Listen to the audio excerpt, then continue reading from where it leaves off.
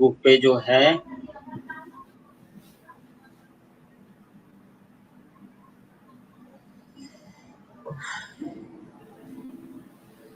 आवाज टेस्ट करिए live Facebook पे कैसा आ रहा है आवाज। फेसबुक एक्चुअली मेरा वो वाला फ़ोन तो चार्ज नहीं है। अच्छा, एक सेकंड म्यूट करते हैं। अभी आपने लाइव कर दिया है?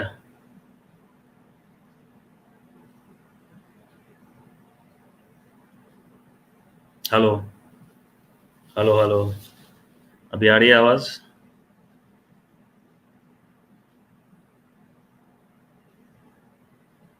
हेलो, सही आ रहा है ना? ठीक।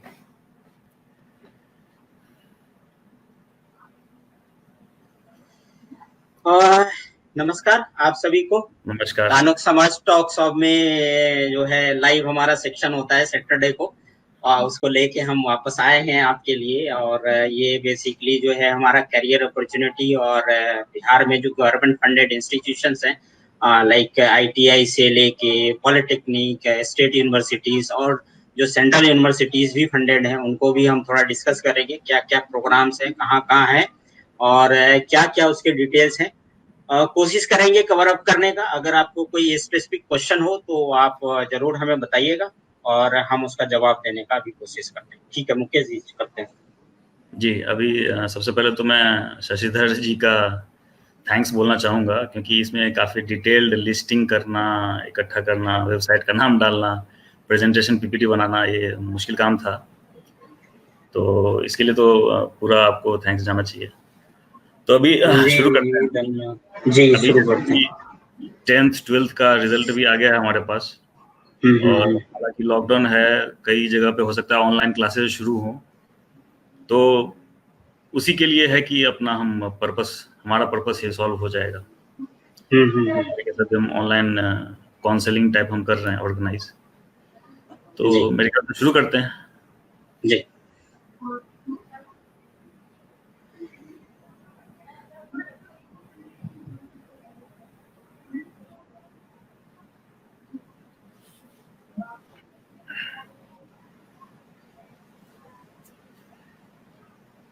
स्क्रीन शेयर से शुरू करेंगे मेरे ख्याल से।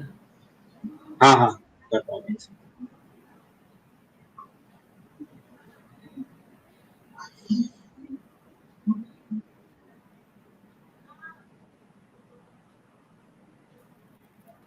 पहला है career opportunities in polytechnic and diploma. आप कर रहे हैं शेयर? हाँ एक सेकंड में कर रहा हूँ शेयर।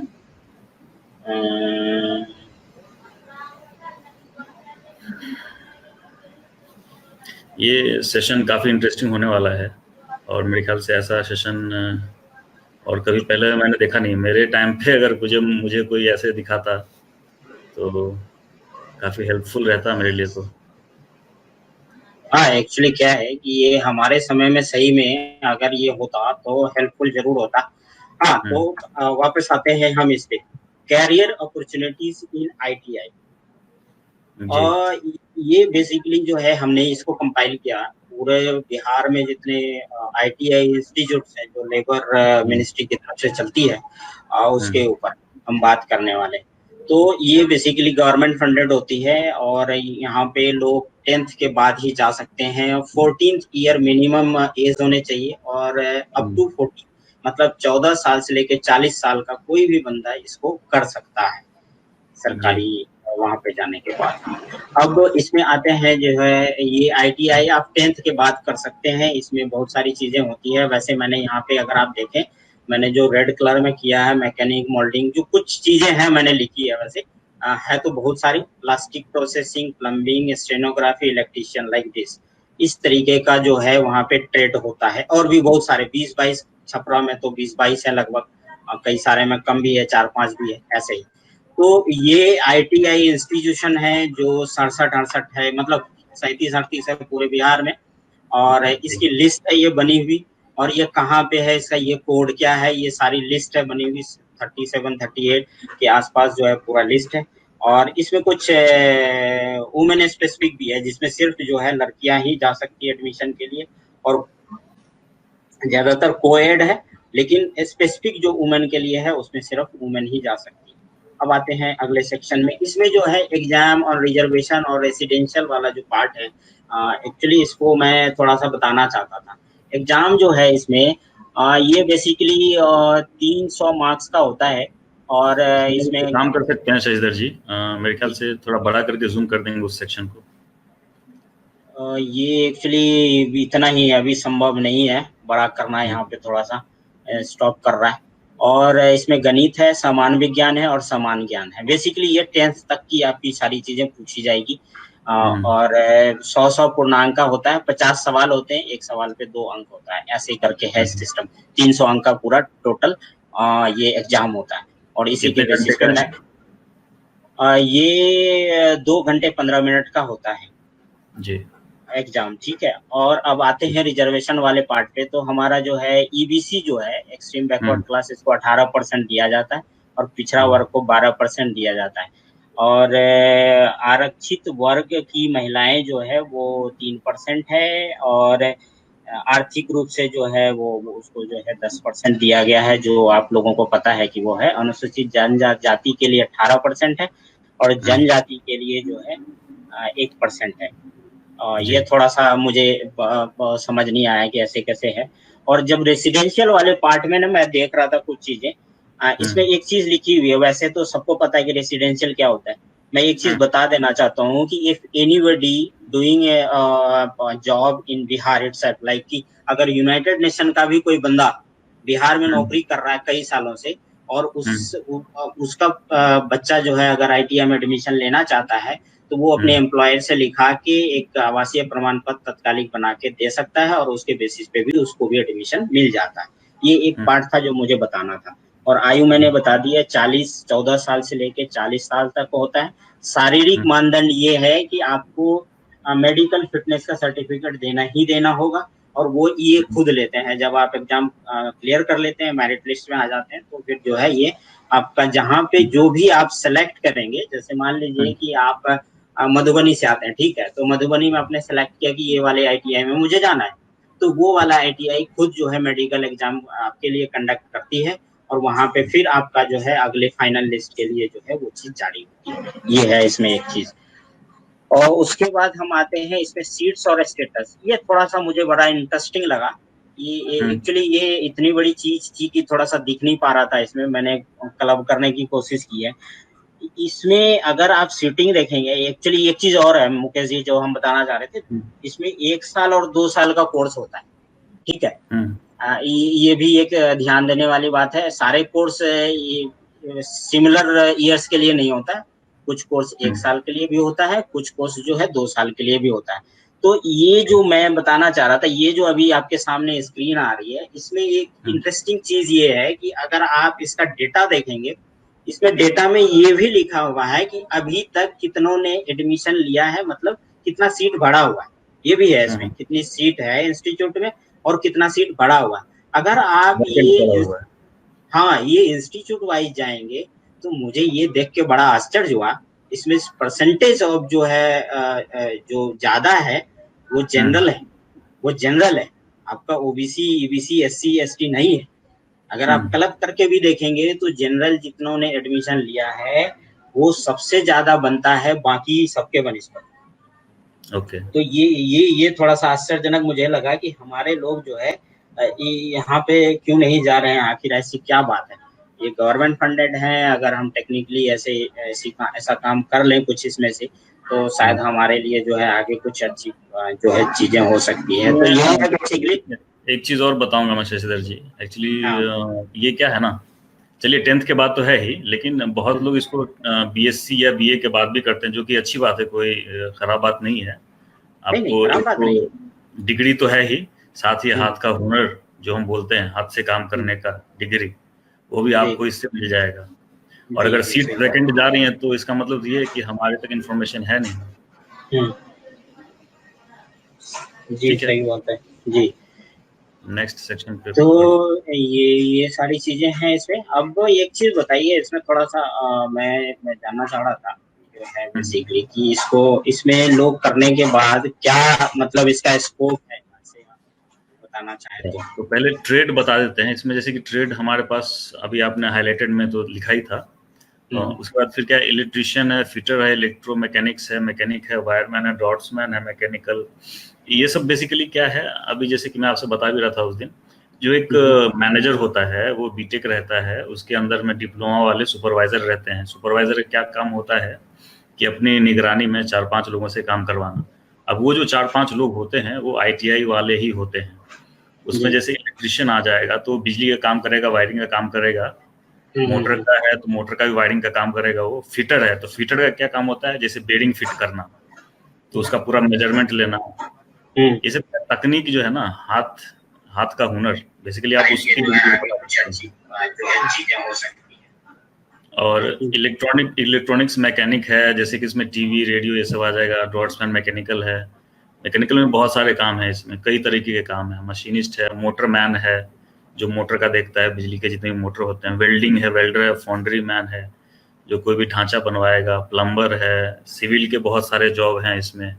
ड्रॉट्समैन है, मतलब पूरा मिला करके है। तो जो भी 2 तरीके के, देखिए हमारे पास फैक्ट्रीज 2 तरीके के होते हैं इंडस्ट्री। एक मैन्युफैक्चरिंग यूनिट होता है, एक प्रोडक्शन हाउस होता है। मैन्युफैक्चरिंग यूनिट में आपको सभी कुछ आ जाता है। जैसे आपको मैं बताऊं कि दवाई की फैक्ट्री है, दवाई में दवाई तो बन ही रहा है, वो अलग चीज है, लेकिन दवाई बनाने में जो मशीन सब यूज होगा, तो वो मशीन यूज करने के लिए ये आईटीआई की जरूरत पड़ेगी।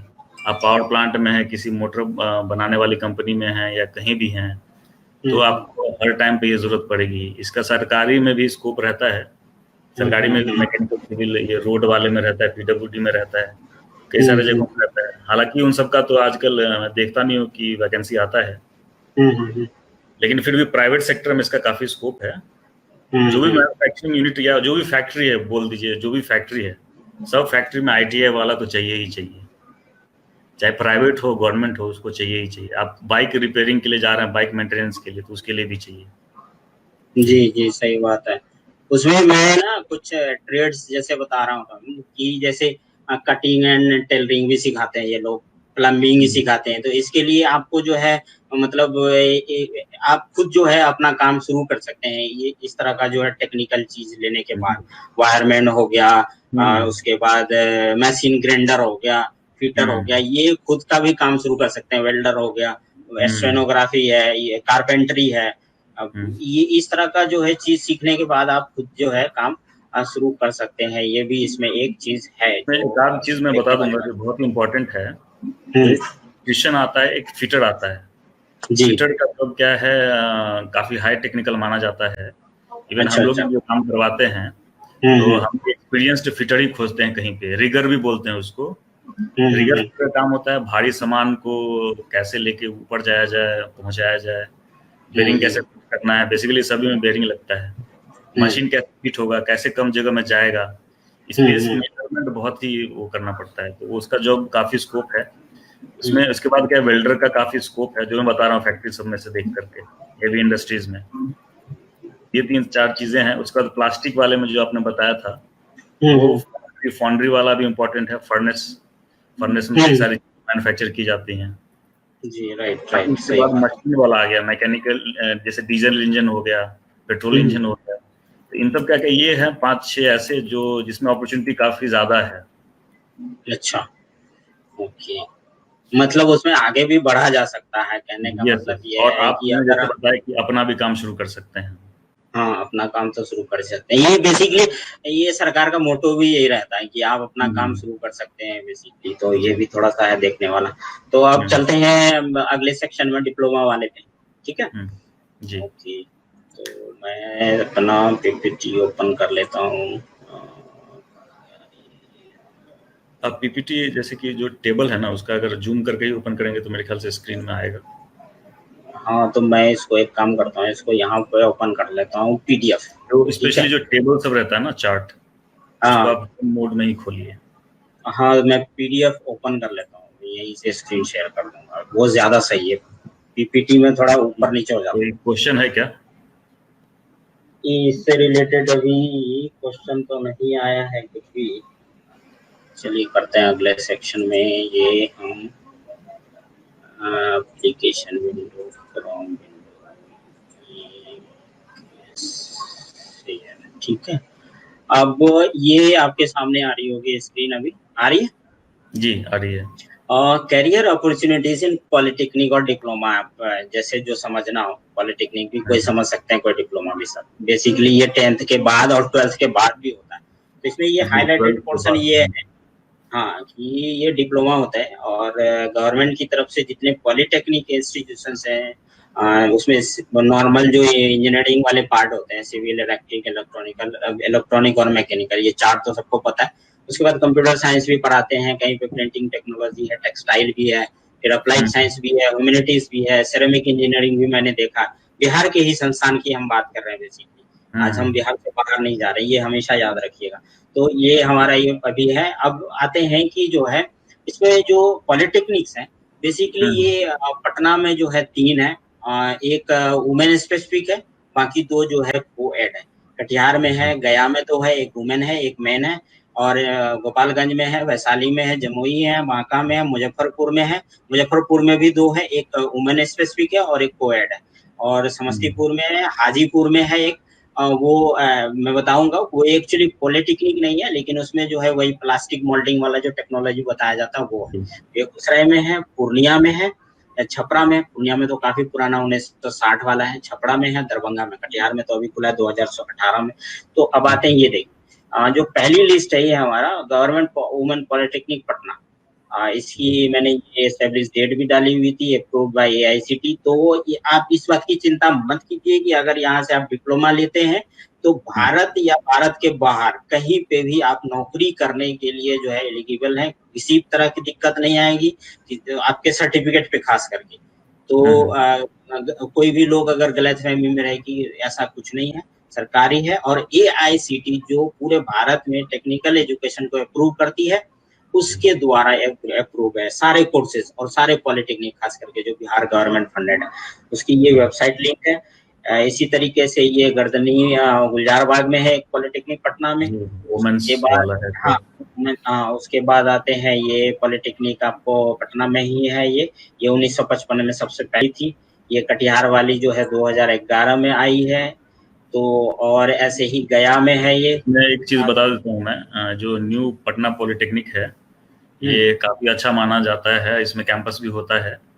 हाँ, और कैंपस भी होता कई है लोग, जी, हाँ सही है। कई लोग इसमें सीधे बिजली विभाग का कैंपस हुआ था। 2000 मेरे ख्याल से वो 8-9 था। तो अभी इसमें ये सभी लोग। Actually campus placement Mukesh ji, ये पूर्णिया वाला जो है ना, उसमें भी होता हम्म है। वो 1960 में फंडेड हुआ है, मतलब हम्म फाउंडेड हुआ, तो वो भी काफी पुराना। आप देखिए ये जो हम्म पटना वाला है, ये 55 में हुआ, वो 60 में हुआ है। तो वो हम्म। पुराना इंस्टीट्यूशन होने का फायदा तो और हमेशा होता है। इसमें क्या है, ये इसका कैंपस भी बड़ा था। और चूंकि हम्म, पटना में है तो आधे में जो आईआईटी शुरू किया गया ना, पहले पॉलिटेक्निक के हम्म, ही कैंपस में शुरू किया गया। हाँ हाँ और जी। फिर वो उठा करके बिहटा में डाला गया, तो शुरू के 3 साल वो पॉलिटेक्निक में ही था, आईआईटी का कैंपस। इसमें कुछ नए हैं, मतलब हम्म अभी जो सरकार चल रही है, ये सबसे पुरानी है, जैसे 1924 की मुजफ्फरपुर वाली। उसके बाद कुछ नई भी चालू हुई है, जैसे ये नए 2016 और में समस्तीपुर में चालू हुई नए है। नए खुलने से दो चीजें मिली हैं। सबसे इम्पोर्टेंट है कि गर्ल्स एजुकेशन बढ़ा है, क्योंकि कोई भी गर्ल्स को बाहर नहीं भेजना चाहता था। जी लेकिन आज के डेट में जब यूनिवर्सिटी आपके घर के जिले में है हम्म, तो एजुकेशन तो उनका बढ़ रहा है लेवल। जी दूसरा है कि और भी जो गरीब परिवार या जो नहीं करना चाहते थे पढ़ाई, हम्म। तो वो भी अब पढ़ पा रहे हैं। जी, अब यहाँ पे ना मुकेश जी, मैंने जो बताया था कि हाजीपुर वाला एक्चुअल में वो पॉलिटेक्निक नाम नहीं है, उसका नाम ये है। अब देखिए स्क्रीन पे, central institute of plastic engineering and technology Hajipur. और ये जी। काफी अच्छा इंस्टीट्यूट माना जाता है पूरे भारत में, खास करके इसका नाम है। और इसका ये डिप्लोमा के साथ साथ ये डिग्री भी कराती है और एमटेक भी शायद कराती है, एक्चुअल में नहीं पता, आप बाद में बता सकते हैं। लेकिन डिप्लोमा डिग्री भी कराती है। तो डिप्लोमा इन प्लास्टिक टेक्नोलॉजी होता है यहाँ पे, और दूसरा होता है diploma in plastic mould technology. तो इसके बारे में अगर आप कुछ बताना चाहें। यस यस, इसके बारे में बताऊंगा मैं। इसका क्या है, सीपेट बोलते हैं बेसिकली इसको। जी, इसको शॉर्ट फॉर्म में सीपेट बोलते हैं। और ये सीपेट। हाँ जी, ये क्या है, बहुत बड़ा इंस्टीट्यूट है प्लास्टिक के इंडस्ट्री में। अगर आप आज देखेंगे तो ये क्या है कि जितने भी मैन्युफैक्चरिंग यूनिट्स हैं, सब बेसिकली ये प्लास्टिक से ही मैन्युफैक्चरिंग आज के डेट में तो हो रहा है ये। तो इसके लिए एकदम क्या है सही कि बात है। सीपेट का बहुत जगह पे ब्रांचेस हैं। गुजरात में शुरू में था, उसके बाद सभी जी, जगह इसको खोला गया। एक चीज और मैं यहाँ ऐड करना चाहता हूँ, सीपेट जो है, सीपेट सिर्फ ये हाजीपुर में नहीं है, ये एक्चुअली हम्म, पूरे भारत में कई सारे पूरे भारत इंस्टीट्यूट हैं। में। इसमें जी। अगर इसमें अगर आपको जो सेंट्रल कोटा होता है, जो हम्म, मतलब सेंट्रली जो है इनका एडमिशन टेस्ट होता है, उसके थ्रू हम्म, जैसे नीचे लिखा हुआ दिख रहा होगा, selection and hmm, eligibility age पर सीपेट एडमिशन प्रोसीडियर, तो ये वो लोग खुद लेते हैं, वहां के थ्रू आप यहाँ पे आ सकते हैं, चाहे वो डिग्री हो या डिप्लोमा हो, दोनों में। हम्म। जी। और ये मैं और भी बता दूं कि जैसे एक आईआईटी का एग्जाम होता है, आईआईटी आप बहुत अच्छा मानते हैं, एनआईटी बहुत अच्छा मानते हैं, तो जी सीपेट में भी बहुत मुश्किल से एडमिशन होता है, इसका कंपटीशन बहुत टफ होता है। जी, सही बात। तो पूरे भारत भर से ये बिहार में भी आते होंगे। और हाँ, मैन्युफैक्चरिंग में बेसिकली आप मैन्युफैक्चरिंग में जाएंगे तो सीपेट के ही थ्रू जा सकते हैं। बहुत अच्छा अपॉर्चुनिटी है ये। और कैंपस भी होता है यहाँ पे, हाजीपुर में जी यहाँ जी पे जी जी कैंपस जी होता है जी, सही बात। जी। और अब हम आते हैं थोड़ा डिटेल में, इसमें जो डिप्लोमा हमारे यहाँ पॉलिटेक्निक का है, हम्म, इसमें मैं एक चीज बताना चाह रहा था कि इसमें ना, ये अगर आप देखेंगे इसमें लिखा हुआ पीई, पीपीई, पीएमडी, पीएम, ये जी। थोड़ा सा कोड जो है ये थोड़ा सा कंफ्यूजिंग होता है कई लोगों के लिए, तो मैं यहाँ बताना चाहता हूँ। पी मतलब होता है पॉलिटेक्निक इंजीनियरिंग, हम्म, ठीक है, उसका आप यहाँ पे भी देख सकते हैं, ऐसे लिखा हुआ है, ये पीई पॉलिटेक्निक इंजीनियरिंग हो गई। और पीपीई जो होता है वो पार्ट टाइम पॉलिटेक्निक इंजीनियरिंग होती है। जी। उसके बाद पीएमडी जो होता है पारामेडिकल डेंटल होता है, और हम्म, पीएम जो होता है पारामेडिकल होता है। इसमें एक हम्म, चीज ध्यान देने वाली बात है कि अगर आप देखेंगे गौर से, यहाँ पे मैं माउस ले जा रहा हूँ यहाँ पे, ये जो हम्म, पी में आप नॉर्मल जो डिप्लोमा होता है वो तो ठीक है, समझ आ जाएगी लोगों को। पीपीई हम्म, में भी वही होता है, पार्ट टाइम आप कर सकते हैं, मतलब अगर आप कहीं नौकरी कर रहे हैं तभी आप कर सकते हैं। पार्ट टाइम का हम्म, मतलब ये नहीं होता है कि आप खाली घर में बैठे हैं और फिर हम्म, आप इसको कर पाए, ऐसा नहीं होता है। आपको कहीं जी। ना कहीं ये दिखाना पड़ेगा कि यू आर एज ए, मतलब आप जॉब कर रहे हैं कहीं पे, और और वहां से एक चीज आपको और एनओसी लेना पड़ेगा, और तभी आपका पार्ट एडमिशन हो पार्ट टाइम वाले में एक चीज और दिखाना पड़ता है, ये कुछ किलोमीटर का दायरा सेट करते हैं, रेडियस, कि पाएगा उतने में जी। आपका जॉब चल रहा हो। जॉब चल रहा हो, क्योंकि फिर आप जैसे वो क्लास अटेंड नहीं कर पाएंगे ना, अगर वो जी। दायरा सेट नहीं करेंगे तो दिक्कत हो जाएगी फिर। तो ये एक उसमें क्राइटेरिया हमेशा होता है। और पारामेडिकल डेंटल जो है, इसमें माध्यमिक स्तरीय लिखा हुआ पाठ्यक्रम है, ये आप हमेशा याद रखिए कि ये आपको इंटरमीडिएट स्तरीय है, और पारामेडिकल जो है वो भी इंटरमीडिएट स्तरीय है। तो जी। इसमें जो सवाल होंगे आपके, वो हम्म। इंटरमीडिएट स्तरीय ही होंगे। ओके, माध्यमिक स्तरीय। जी, माध्यमिक स्तरीय। ये आपका जो है इंजीनियरिंग कॉलेजेस में जैसे होता है और मेडिकल के लिए तो जी, सेम एज पैटर्न है। सेम पैटर्न रहेगा। ठीक है, तो इसमें भी एक्चुअली क्या है, जैसे डॉक्टर और ये तो मेन स्ट्रीम हो ही गया, लेकिन डॉक्टर हम्म। अकेले काम नहीं करता है। डॉक्टर के लिए आपको नर्सिंग स्टाफ, दवाइयों का पूरा फैक्ट्री वो चाहिए होता है, इस तो वहां पे इन इस सब का रिक्रूटमेंट होता है। जी, इसमें एक चीज ये ध्यान देने वाली बात है कि बेसिकली ये 3 साल का कोर्स होता है सारा, ठीक है। हम्म, और हम्म, इसमें जो है आपको मतलब मेडिकल फिटनेस इसमें भी देना ही देना है, 100%। आप उससे हम्म, भाग नहीं सकते। और जो इसमें आयु सीमा है, वो आयु सीमा नहीं रखी गई है, कोई भी आयु का जो है 10 प्लस करने के बाद वो एडमिशन ले हम्म, सकता है। और लेकिन एक चीज है ये इसमें है कि जैसे मैं बता दूं, जो पी वाला कोर्स है वो हम्म, उसमें 3 साल का होता है, जैसा इसमें लिखा हुआ है, ठीक है। हम्म, हम्म, उसके बाद पीपी वाले में जो है ये 4 साल का है।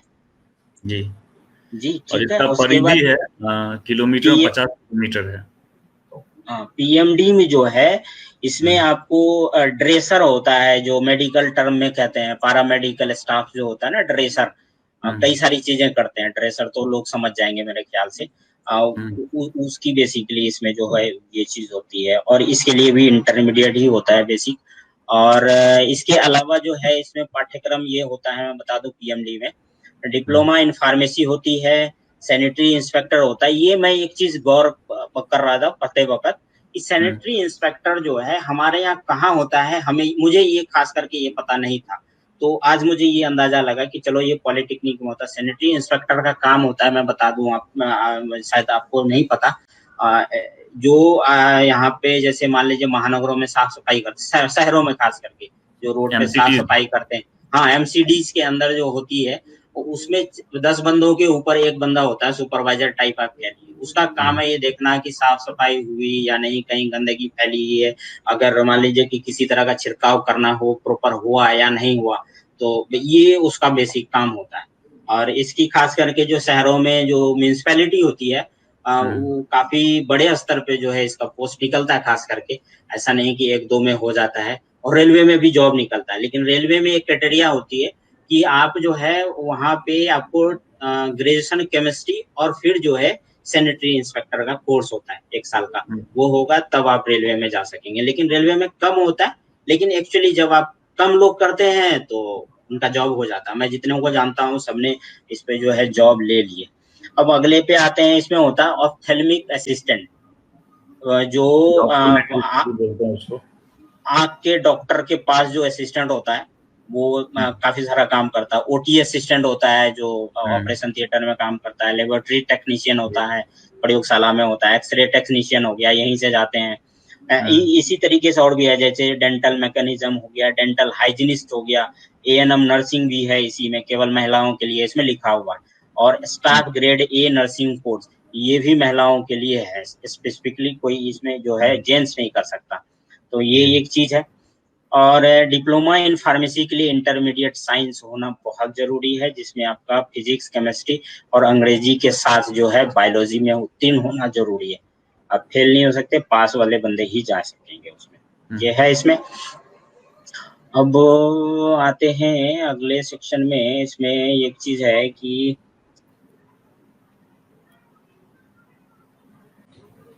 इसमें विषय है।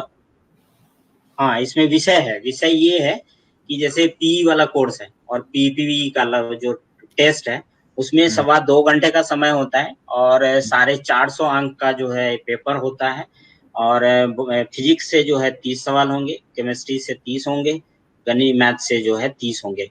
और पूर्णांक जो है 150 है, मतलब एक क्वेश्चन पे जो है 5 अंक मिलने वाले। तो ये है कटरिया। और पीएम जो पैरामेडिकल है उसके लिए भी जो है 2.25 घंटे का समय है, सेम कटरिया है, लेकिन यहाँ पे मैथ की जगह बायोलॉजी हो जाएगा आपका, फिजिक्स, केमिस्ट्री और बायोलॉजी। लेकिन जो है जो अरिथमेटिक जो है जो कटरिया होता है उसके भी कुछ सवाल होते हैं, और इसमें जो है आपको हिंदी और इंग्लिश के भी सवाल होंगे। उसके बाद समान ज्ञान का भी सवाल होगा। तो इसमें बोल दीजिए इसको।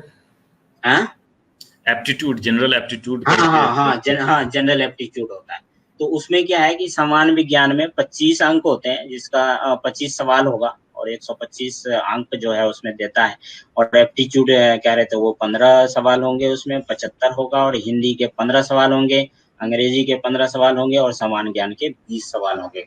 तो ये है बेसिक पैरामेडिकल के लिए। और पैरामेडिकल डेंटल के लिए जो है आपको फिजिक्स के लिए 20, केमिस्ट्री के लिए 20, मैथ के लिए 20 और बायोलॉजी के लिए 10 क्वेश्चन पूछे जाएंगे, हिंदी से जो है 10, इंग्लिश से 10 और जनरल नॉलेज से 10 सवाल पूछे जाएंगे। ये बेसिक टोटल इसमें भी 450 का जो है मार्क्स होता है। और सवाल 90 ही होंगे सब में, वो मैनिपुलेट होता है चाहे इधर से हो या उधर से, तो उसके हिसाब से होता है। तो भी एक चीज इसमें गौर करने वाली बात ये है कि अगर 2 अभ्यर्थी एक साथ एक समान अंक पाते हैं इसमें पेपर में, तो उसको कैसे डिसाइड करेंगे ये लोग। तो उसका तरीका इन्होंने यहाँ पे मेंशन किया है कि पहले पॉलिटिक, फिर उसके बाद जो है आपका जो है 10th या 12th में जो है नंबर होगा, उसके हिसाब से ये कैलकुलेट करेंगे। अब आते हैं रिजर्वेशन। रिजर्वेशन वही सेम है जैसा हमने ITI में बताया था। इसमें भी जो है अनुसूचित जाति को जो है 16% और अत्यंत पिछड़ा वर्ग को 18%, पिछड़ा वर्ग को 12%, आरक्षित वर्ग की महिलाओं के लिए स्पेशली 3% है अलग से, और आर्थिक रूप से पिछड़े लोगों के लिए 10% है। ये है। बाकी फिर जनरल कैटेगरी में चले जाएंगे। अब आते हैं इसमें जो है list of government polytechnic of seats. अब इसमें अगर आप सीट्स देखें, एक फौरी तौर पे एक एग्जांपल लेते हैं किसी का जो पहला लिस्ट में नाम है, इसमें है आपका जो है न्यू गवर्नमेंट पॉलिटेक्निक पटना 13, ठीक है। तो इसमें ये है असैनिक अभियंत्रण, इसको क्या बोलते हैं, असैनिक का क्या मतलब, सिविल, ओके ठीक है, हाँ सिविल में जो है 60 और 5 ये है, और एक सैनिक कोटा होता है और 3 अतिरिक्त सीटें होती है। ये चीज गौर करने वाली बात है, पॉलिटेक्निक में सिर्फ और सिर्फ बिहार के लोग ही आ सकते हैं, जिनका रेसिडेंशियल सर्टिफिकेट बिहार का बना हुआ, बिना रेसिडेंशियल सर्टिफिकेट आप नहीं आ सकते। जैसे बाकी इंजीनियरिंग में होता है कि आप सीबीएसई का इंजीनियरिंग दे दिए और बिहार के भी किसी कॉलेज में जो है सेंट्रल कोटा पे आपका एडमिशन हो सकता है, लेकिन इस सारे संस्थानों में आपको सिर्फ और सिर्फ बिहार से पढ़ा होना चाहिए और बिहार के ही आप रेसिडेंट हो, तभी आपको जो है जगह मिल पाएगी। ये एक चीज है गौर करने वाली बात। क्या कह रहे हैं? कोई सवाल भी है क्या? लाइव सोर्स है? नहीं, अभी तक किसी ने सवाल तो नहीं किया है। राजदेव जी का एक सवाल था कि सर नवोदय विद्यालय में एडमिशन कैसे होगा। सर राजदेव जी, इसके बारे में हम जरूर डिटेल बताएंगे, आपकी इच्छा है तो, चाहे जैसे भी हो, या तो हम आपको पर्सनली बता सकते हैं और दूसरे तरीके से भी बता सकते हैं, अगर औरों की इच्छा होगी तो। हम यहाँ भी डिस्कस कर रहे थे, जैसे सिविल हो गई, इलेक्ट्रिक हो गई, और जो है मैकेनिकल हो गया, इलेक्ट्रॉनिक्स हो गया, अब इसमें ऑटोमोबाइल है जो भी है पटना में एक, उसमें और कंप्यूटर साइंस भी है। कंप्यूटर साइंस में देखिए सबसे ज्यादा सीट है 60+10। तो ये एक चीज है, आप कर सकते हैं, ऐसा नहीं है कि यहाँ से डिप्लोमा करने के बाद जो है आपको कंप्यूटर साइंस में नौकरी नहीं मिलेगी, मिलेगी। कंप्यूटर साइंस में ये चीज कहावत है, मैं अपना पर्सनल ओपिनियन बता सकता हूँ यहाँ पे, चूंकि अब काम कर रहा हूँ तो उसके हिसाब से, जो मेरा 12-15 साल का अनुभव है उसके हिसाब से ये है कि आपके अंदर अगर एबिलिटी है तो आपसे ये पूछा नहीं जाता है, सिर्फ ये पूछा जाता है कि आपके अंदर 60% आपने लाया है, ठीक है आ जाइए, आप टेस्ट दीजिए, अगर एप्टीट्यूड पास कर लिया तो फिर आगे आप बढ़ जाइए। फिर उसके हिसाब से ये माइंड गेम होता है, कंप्लीट माइंड गेम है। पूरा जो प्रोसेस होता है किसी भी आईटी कंपनी में, वो कंप्लीट माइंड गेम है, उसी के हिसाब से सारी चीजें चलती हैं। तो अगर आपने यहाँ से किया तो कोई जरूरी नहीं है कि आपको मैं कहूँ कि जो टीसीएस है या किसी और कंपनी में आपको जॉब नहीं मिलेगी, जरूर मिलेगी, करते भी हैं बहुत सारे लोग। तो यही है कि आज की तारीख में थोड़ा जॉब कम है तो आप नीचे से शुरू कर सकते हैं। तो लेकिन हाँ, आपके पास डिग्री तो होगी कम से कम, और सरकारी संस्थान से होगी, एआईसीटी अप्रूव होगी। हाँ ये भी है, मैं बताना चाहता हूँ कि बड़ी कंपनियां हमेशा ये देखती है कि आपका जो डिग्री और डिप्लोमा है वो एआईसीटी से अप्रूव है या नहीं हुआ। जैसे ही आप बताएंगे यहाँ से किया है, तो वो बैक एंड वेरिफिकेशन करते हैं कि वाकई में जो आपका इंस्टीट्यूट है जहाँ से आपने किया है वो एआईसीटी अप्रूव था या नहीं था। तो ये चीज ध्यान में रखने वाली बात है। तो यहाँ पे आपको एकदम इस ओर से जो है स्वतंत्र रहना है, दिमाग में किसी तरह का प्रेशर नहीं डालना, आप फ्री हैं, कहीं पे भी जा सकते हैं। तो ये सारी चीजें हैं, जैसे ये पूरा लिस्ट बना हुआ है। जैसे मैं बताऊं कि पटना में 3 है, मुजफ्फरपुर है, भागलपुर है, सब में लगभग 60-60 सीटें हैं। सहरसा में भी है, उसके बाद गया में है, दरभंगा में तो बहुत पुराना है, यहाँ पे भी 60-60 सीटें हैं। बरौनी भी काफी पुराना है, यहाँ पे भी जो है कंप्यूटर साइंस पढ़ाया जाता है। कैमूर में नया खुला है, वो भी पुराना हो गया लगभग। जमुई में है, गया में है, उसके बाद शेखपुरा में है, मुंगेर में है, सब में लगभग 60 सीटें हैं।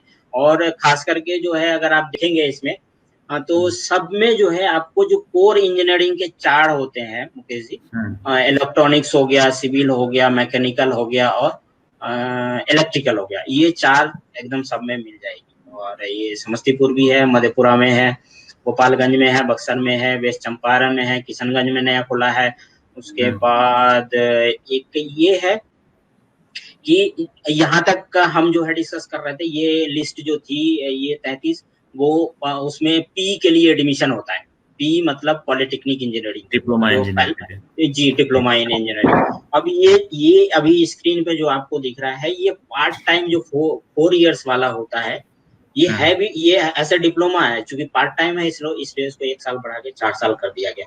इसमें भी जो है 4 स्ट्रीम है, जैसा आप देख पा रहे हैं, सिविल हो गया, इलेक्ट्रिक हो गया, मैकेनिकल हो गया और इलेक्ट्रॉनिक्स हो गया। ये पटना वाला जो आपका पॉलिटेक्निक है वहीं पे अवेलेबल है, और सीट की संख्या सब में 30 है, तो 120 कुल सीटें होती हैं। और इसमें जो आरक्षण है वो लगभग उसी तरीके से काम करता है जो बाकी चीजों में काम करते हैं।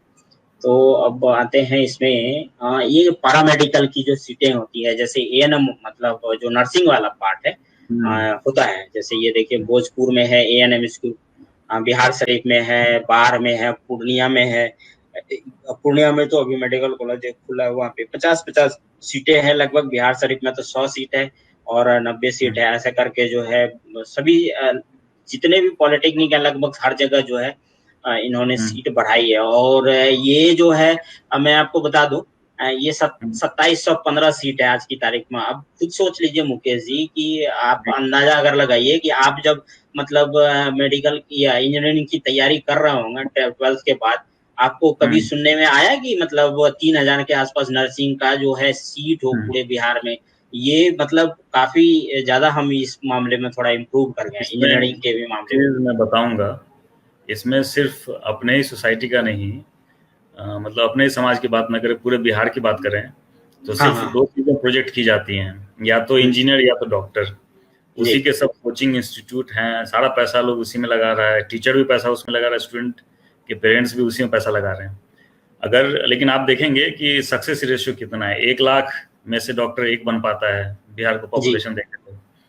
और वो क्या है, साल दर साल ट्राई करता है, 10 साल में कुछ नहीं होता तो फिर दूसरा कुछ काम करता है या नहीं भी करता है, जो भी है। तो अगर इन सब पे फोकस हम करते जाएं, ये टाइम सही है तो हम तो खुद के अपने पैरों पे खड़े होंगे। और इसमें ऐसा नहीं कि पैसा अच्छा नहीं है, इसमें भी पैसा अच्छा है। आप जहाँ दूसरे काम करेंगे उससे तो अच्छा ही आपको पैसा मिलेगा, नाम भी होगा। सर एक चीज और है इसमें कि बिना नर्स स्टाफ के जो है कोई डॉक्टर कहीं काम नहीं करता है, चाहे वो अपना खुद का क्लिनिक अकेला क्यों ना बैठ के चलाता हो, उसको एक स्टाफ तो चाहिए होगा। अगर मान लीजिए कि आपके घर के बगल में है और 2-4 घंटा सुबह और 4 घंटा रात में काम करना पड़ रहा है और आप अपना घर भी देख पा रहे हैं इजी से, तो इसमें एक चीज और है, कई लोगों के दिमाग में रहता है कि नर्सिंग का मतलब जो है लेडीज ही होगा।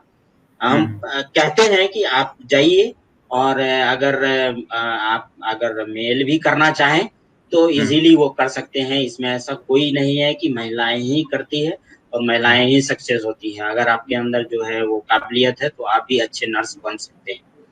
जी ये है। तो 2715 सीट है, इसलिए मैं चाहूंगा कि अगर 18% के हिसाब से ईबीसी को हम देख ले तो उसमें भी हमारे लोगों के लिए काफी सीट होती है। तो कोशिश करें कि लोग जो है यहाँ पे भी जाएं और एक तो टेक्निकल एजुकेशन होगा हाथ में और ये जो है गर्ल्स कैंडिडेट के लिए बहुत अच्छा मौका है। मतलब ये अभी मेरे को भी मेरे सामने इतना सारा एक साथ डेटा आ रहा है तो मैं भी सोच रहा हूँ कि मतलब हम लोग क्या कर रहे हैं, हम लोग इस तरफ क्यों नहीं फोकस कर रहे हैं।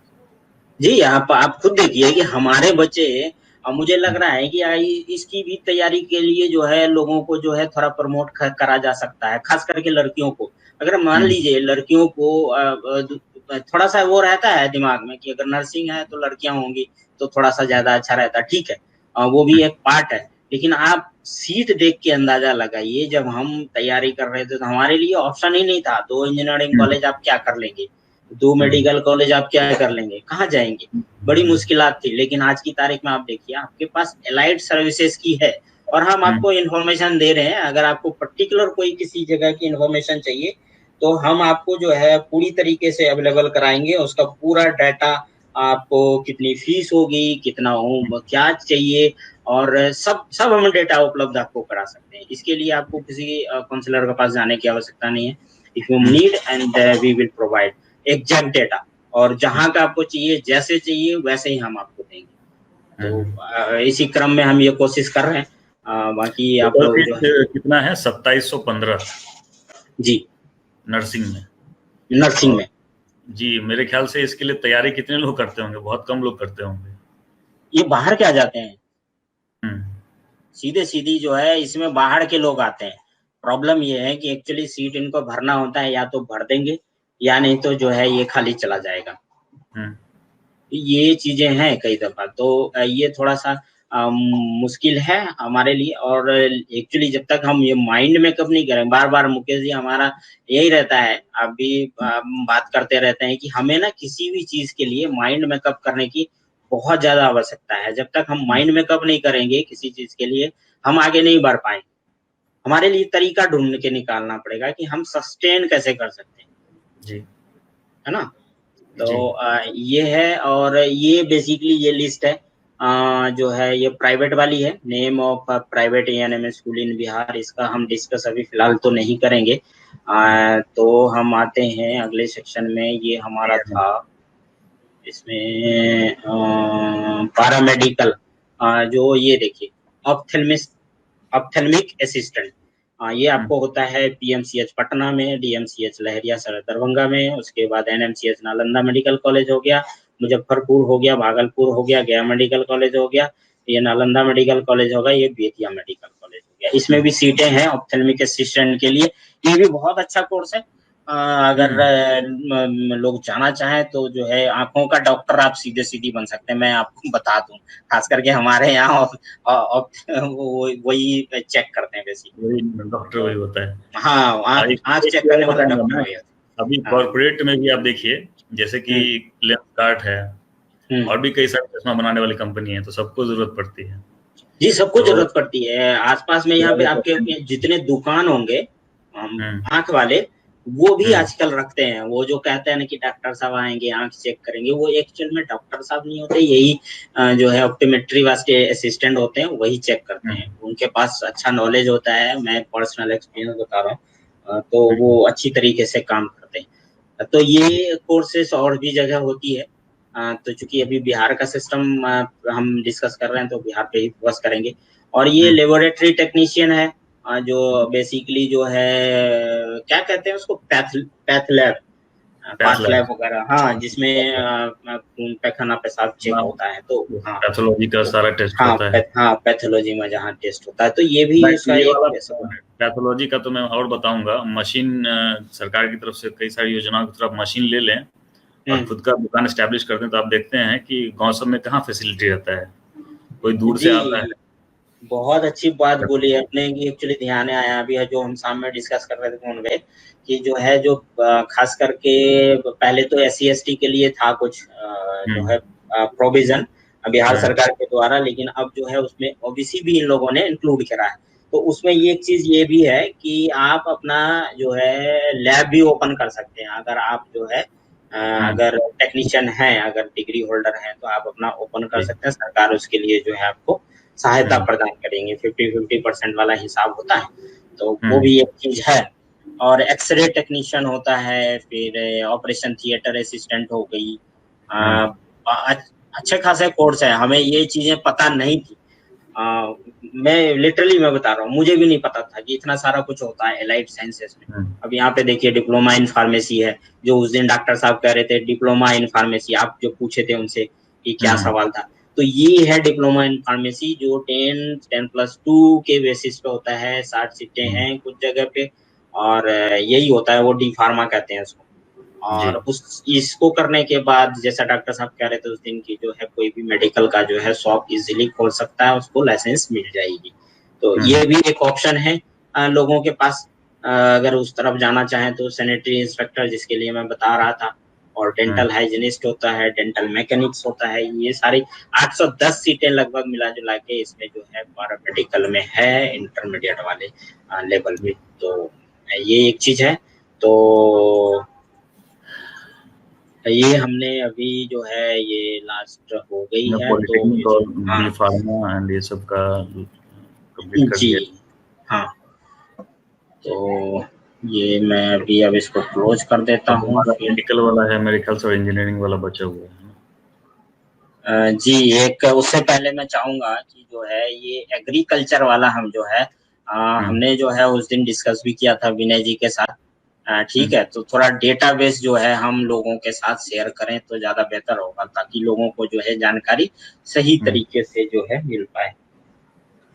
सवाल तो अभी कोई नहीं है।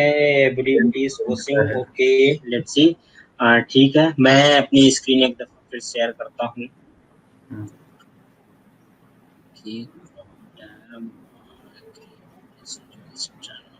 ठीक है, आ रही है स्क्रीन? Yes yes. हाँ, इसमें ये एग्रीकल्चर और वेटनरी एक साथ हम यहाँ पे डिस्कस करने वाले हैं, क्योंकि दोनों छोटा छोटा सेक्शन है, और बिहार में खास करके तो ये है। ये इसमें डिग्री भी होती है, तो इसीलिए इसको डिग्री के सेक्शन में हमने रखा है, एग्रीकल्चर एनिमल हस्बेंड्री ये। तो ये कहानी है। अब आते हैं इस पे, जो मार्क्स होता है इसमें, जो पेपर पूछा जाता है उसके लिए ये एक स्लाइड थी मेरी, मैंने जो निकाला था। अब इसमें ये है कि जो है, ये देखिए, ये एक चीज और है, हम ना भूल गए कि जो है ये बताना कि ये सारे अभी तक जो हमने डिस्कस करे, चाहे वो ITI हो, पॉलिटेक्निक हो, अब हम एग्रीकल्चर और वेटनरी साइंस को जो है डिस्कस करने जा रहे हैं, ये सारे इनका जो टेस्ट होता है संयुक्त, मतलब कंबाइंड टेस्ट होता है इसमें एडमिशन के लिए, ये सब जो है BCECE के द्वारा लिया जाता है, ये हमेशा याद रखिए। और उसमें सेक्शन अलग अलग होता है जब भी उसका नोटिफिकेशन होता है, लेकिन निकालती BCECE ही है। इसीलिए यहाँ पे अगर आप देख पाएंगे ये लिखा हुआ बिहार संयुक्त प्रवेश प्रतियोगिता परीक्षा। तो सेम इंजीनियरिंग के लिए भी होता है, सेम बाकी सेक्शंस के लिए भी होता है। तो ये होता है, अभी जैसे ये इन्होंने 2020 का ही जो है परीक्षा की प्रस्तावित जो है तिथि घोषित की थी, क्योंकि लॉकडाउन की वजह से ये तो एक्सटेंड हो गई है। तो इसमें एक था कि जो है मार्क्स कितने पूछे जाते हैं कैसे। तो फिजिक्स के जो है 400 पूर्णांक होते हैं, 1.5 घंटे का ये होता है, सेपरेट होगा इसमें जो है पेपर सबका। और 9 शशिधर जी ISc इन एग्रीकल्चर ये एक है कोर्स जो पता नहीं कहाँ पे होता है। ISc इन एग्रीकल्चर, हाँ, आप 4th पॉइंट पे देखेंगे, 4th नंबर पेज पे ही टॉप में टेबल के ऊपर में जो आप हम ये डिस्कस कर रहे थे ना, भौतिक विज्ञान 400 पूर्णांक, ये ओके 4.1 में देखिए। हाँ, ये ISc एग्रीकल्चर परीक्षा में उत्तीर्ण हो या चालू सत्र में सम्मिलित हो रहे हो तथा अच्छा, मतलब ISc भी होता है एग्रीकल्चर में, कुछ जगह होता होगा, तो ये चीज हम ढूंढ के लोगों को बता सकते हैं। मुझे भी नहीं आइडिया था, अभी सही किया आपने, देख के बता दिए। एक्चुअली हमारे दिमाग में रहता है कि मतलब 12 की बात जो है किसी टेक्निकल में जाना हो तो भाई फिजिक्स केमिस्ट्री मैथ बायोलॉजी का सीन रहता है। तो यहाँ पे एक चीज है कि अगर आप ISc एग्रीकल्चर से किए हों तो भी आप इस परीक्षा में सम्मिलित हो सकते हैं, कहने का मतलब ये है। बाकी दूसरा तो वही है, फिजिक्स केमिस्ट्री बायोलॉजी मैथ का सेक्शन रहता है। अगर आप एग्रीकल्चर में जाना चाहते हैं तो आपको कृषि विज्ञान का जो है सवाल पूछा जाएगा। अगर आप वेटनरी में जाना चाहते हैं तो आपको बायोलॉजी वाला सवाल पूछा जाएगा। मैथ तो दोनों को पूछना ही पूछना है। तो ये एक कहानी है इसमें। तो सबके जो है पूर्णांक 400 के हैं और 1.5 घंटे का पेपर होगा। और सबकी तिथि जो है इन लोगों ने इस बार की घोषित की थी, लगभग वही है, 1.5 घंटे का पेपर होगा। और मेरे ख्याल से 2 दिन में ये कंप्लीट कर देते हैं, क्योंकि 5 पेपर होता है तो ले लेते हैं उस हिसाब से। अब इसमें था मेरिट, जो है मेरिट ये ऐसे बनाते हैं बेसिकली, जो अगर एक साथ एक अंक आ गया 2 विद्यार्थियों का तो कैसे करेंगे ये। एक तो होता है कि जो है चिकित्सा में, मतलब मेडिकल में है या कृषि में है, मतलब एग्रीकल्चर में है, तो उसमें एक चीज होता है कि अगर मेडिकल वाला है तो उसका जो बायोलॉजी का जो नंबर होगा, अगर किसी का ज्यादा है तो वो काउंट हो जाता है। और अगर एग्रीकल्चर में है तो उसमें ये लिखा है कि सबको जोड़ा जाए, जैसे लिखा है कि बायोलॉजी है, मैथ है, कि उसके अनुसार जो है इसको करा जाए, PCB और PCM के हिसाब से। ये एक चीज है कैलकुलेट करने का। और अगर ये सारी चीजें भी अगर सेम हो दूसरे स्तर तक, तो फिर तीसरे स्तर में आपकी जन्म तिथि जिसकी पहले होगी उसको पहले दिया जाएगा, जिसकी बाद में है उसको शायद हो सकता है कि जो है उसको वेटिंग लिस्ट में रखा जाए। ये एक चीज है ध्यान में रखने वाली बात। तो ये हमें नहीं पता था, ये भी एक चीज है। अगर आप जा रहे हैं कभी इसका पेपर देने के लिए तो आपको ध्यान में रखने की आवश्यकता है। चलिए ठीक है, ये है हमारा रिजर्वेशन वाला पार्ट। इसमें भी सेम रिजर्वेशन है, अगर आप देख पाए तो यहाँ पे स्क्रीन पे 16%, 18%, 12% ऐसे करके। तो आप हमेशा याद रखिए EBC के लिए गवर्नमेंट फंडेड जो इंस्टीट्यूशन है उसमें हमें जो है 18% मिलता है। तानुक के नाते EBC के नाते 3% जी अलग से 3% है। अब हम आते हैं, ये एक चीज है कि फार्मेसी होता है इसमें, और ये जो है B फार्मा, वहां पे हम डिस्कस कर रहे थे D फार्मा और यहाँ पे हम डिस्कस कर रहे हैं बी फार्मा जो बैचलर होता है, बैचलर इन फार्मेसी। तो ये 2 जगह है, एक तो गुलजार बाग पटना वाला जो है कॉलेज वहाँ पे, और MIT मुजफ्फरपुर का वहाँ पे होता है ये बी फार्मा। 60-60 सीट है, और जो जनरल के लिए 24 सीट है मुजफ्फरपुर में, और गुलजार बाग में जो है पटना में 30 सीट है, और EBC के लिए 11-11 सीट है दोनों इंस्टीट्यूट, टोटल 22 सीट बनता है। तो यहाँ पे थोड़ा सा अभी भी क्रंची सिचुएशन है, खास करके बिहार के संदर्भ में। लेकिन सरकार ने अगर बढ़ाने का इसको फैसला नहीं किया है, तो इसका मतलब कहीं ना कहीं जो है हो सकता है कि इन्हें स्टूडेंट सही तरीके से नहीं मिल पा रहे होंगे, या भर नहीं पा रहा होगा, इसी वजह से इसको नहीं बढ़ाया। क्योंकि मेडिकल कॉलेज तो पिछले कई सालों में मैं देख रहा हूँ कि काफी ज्यादा बढ़ गई है, और एग्रीकल्चर भी बढ़ गई है। तो अब आते हैं इस वाले सेक्शन में, यहाँ पे जो है सारणी 3 में ये है कि जो बिहार कृषि विश्वविद्यालय सबौर है, उसके अंदर जो है जो ग्रेजुएशन लेवल का जो कोर्स है, जैसा विनय जी भी उस दिन बता रहे थे, तो इसके अंदर जो है कई सारे कॉलेज हैं। कईयों को पता भी होगा, हमें भी पता है, आपको भी पता होगा मुकेश जी। जो इसमें लिखा हुआ देखिए, स्नातक कृषि मतलब ग्रेजुएशन इन एग्रीकल्चर, और इसमें है बिहार जो एग्रीकल्चर कॉलेज है सबौर वाला, भागलपुर में पड़ता है। और एक नया ओपन हुआ है कई सालों में, मंडन भारती कृषि महाविद्यालय सहरसा, और डुमराव में भी है एक, उसके बाद एक पूर्णिया में भोला पासवान शास्त्री, जिसका स्पेसिफिक विनय जी कह भी रहे थे कि वहाँ पे ओपन हुआ है, और एक किशनगंज में भी जो है कृषि विद्यालय ओपन हुआ, कृषि महाविद्यालय ओपन हुआ। तो इसमें जो है सबौर में, भागलपुर में 62 सीटें हैं, बाकियों में 60-60 सीट है। और एक ये स्नातक उद्यान करके है, नालंदा वाले जो है उद्यान महाविद्यालय है, जो क्या कहते हैं उद्यान को, क्या कह सकते हैं हम, गार्डनिंग, गार्डनिंग इंस्टीट्यूट है वहाँ पे नालंदा में, उसमें जो है 25 सीट है लगभग। और जो है ये याद रखिए हमेशा, ये स्पेसिफिक है, लेकिन हर साल ये थोड़ा काउंसलिंग के बाद ऊपर नीचे होता रहता है, कि मान लीजिए कि इस बार सीटें घट गई या नहीं बढ़ा गया, तो अगली बार जो है वो सीटें बढ़ के आती है। तो ये फिक्स सीटें हैं, इतनी होती ही होती है। इसके अलावा हो सकता है कभी घट जाए कभी बढ़ जाए, वो काउंसलिंग टाइम पे होता है। ये डिस्क्लेमर यहाँ पे हम सबको देना चाहते हैं बेसिकली। और जो वेटनरी वाला 2 कॉलेज है हमारा, एक तो पटना में है संजय गांधी जो है वेटनरी कॉलेज, काफी फेमस है, और काफी लोग वहां से पढ़ भी रहे हैं। और एक जो है फिशरी कॉलेज खुला है किशनगंज में, इसमें यहाँ पे 40 सीट है।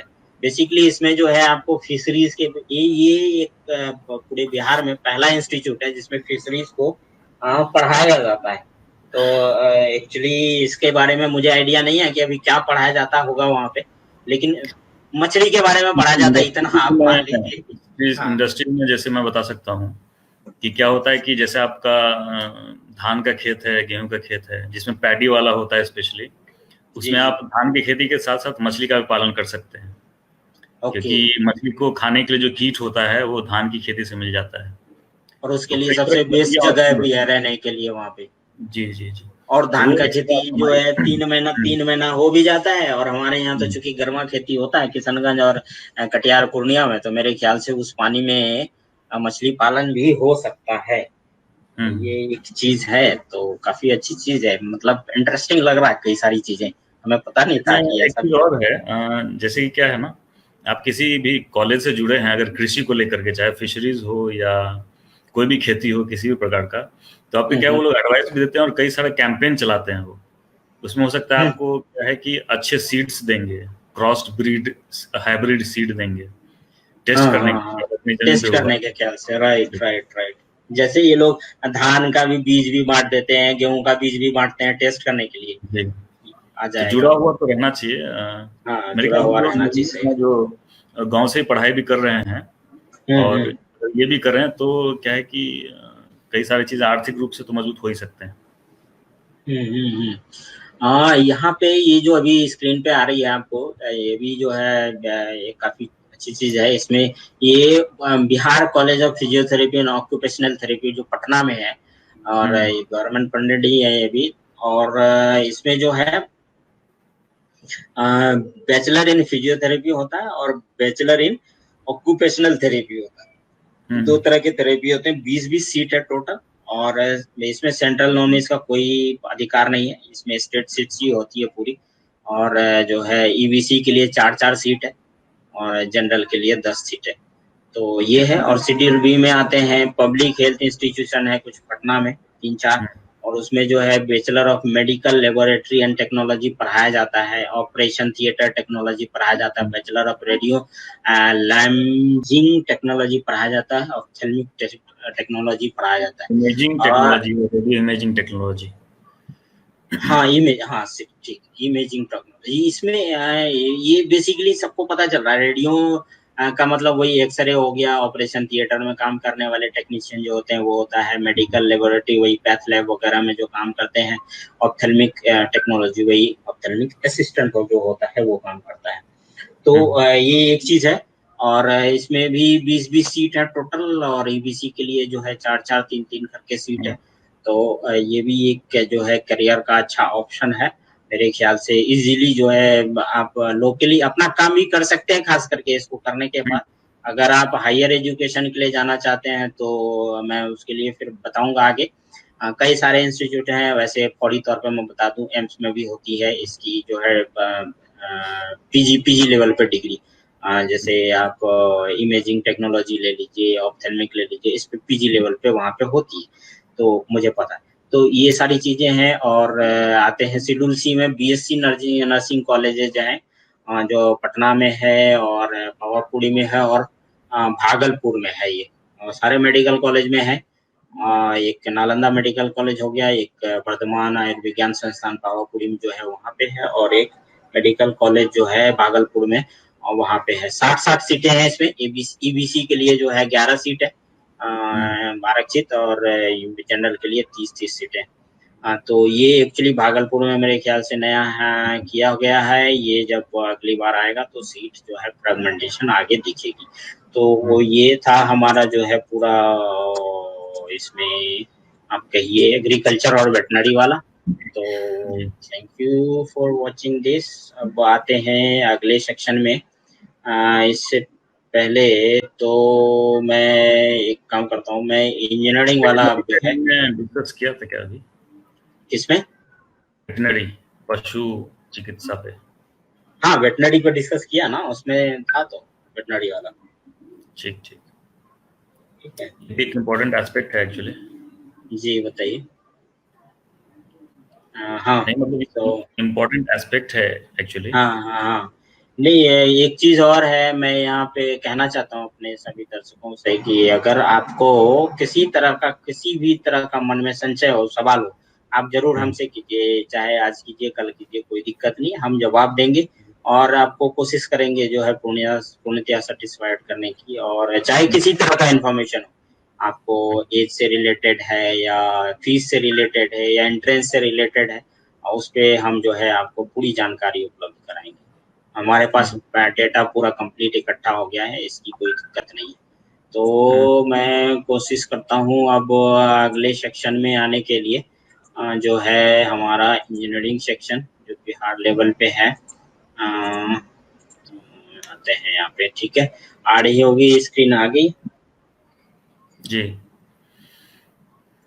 Career opportunities in engineering. ये एक सेक्शन है जिसके बारे में लोग काफी जानते हैं और अभी सोच रहे होंगे कि ये ठीक है, ये तो हमको पता ही है, लेकिन फिर भी बिहार का ओवरव्यू हम दे देते हैं क्योंकि कई लोग बाहर का ही सोचते हैं, बिहार का नहीं सोचते हैं। हाँ एक्चुअली अगर पर्सनली स्पीकिंग, यहाँ पे कई सारी चीजें हैं जो आपको जो है आपको देखने लायक है और आपको सोचना पड़ेगा। आप ये मत सोचिए कि बिहार से बाहर ही अगर हम कहीं पे पढ़ाएंगे आपको। पर्सनल एक्सपीरियंस आपने भी देखा होगा मुकेश जी, अपने एजुकेशन के दौरान जब दिल्ली में आप कर रहे थे तो उस समय काफी सारी दिक्कतें होती है प्राइवेट लेवल पे जो है थोड़ा सा शिक्षा ग्रहण करना। हो सकता है सरकारी चीजों का एक अलग ही होता है। तो चलिए बात करते हैं, ये कुछ सीटें हैं, वो बाकी चीजें जो है लगभग इसका भी टेस्ट जो है बीसीईसी ही लेती है।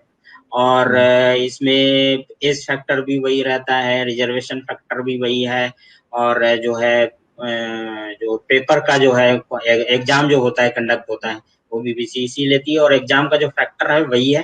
बेसिकली इसमें पीसीएम चाहिए आपको, ये इंजीनियरिंग वाला सेशन है, ये हमेशा याद रखिए, पीसीएम मतलब फिजिक्स केमिस्ट्री और मैथ। उसी से रिलेटेड जो है सवाल होंगे, और 12th लेवल का सवाल होगा, 10th का इसमें नहीं होगा।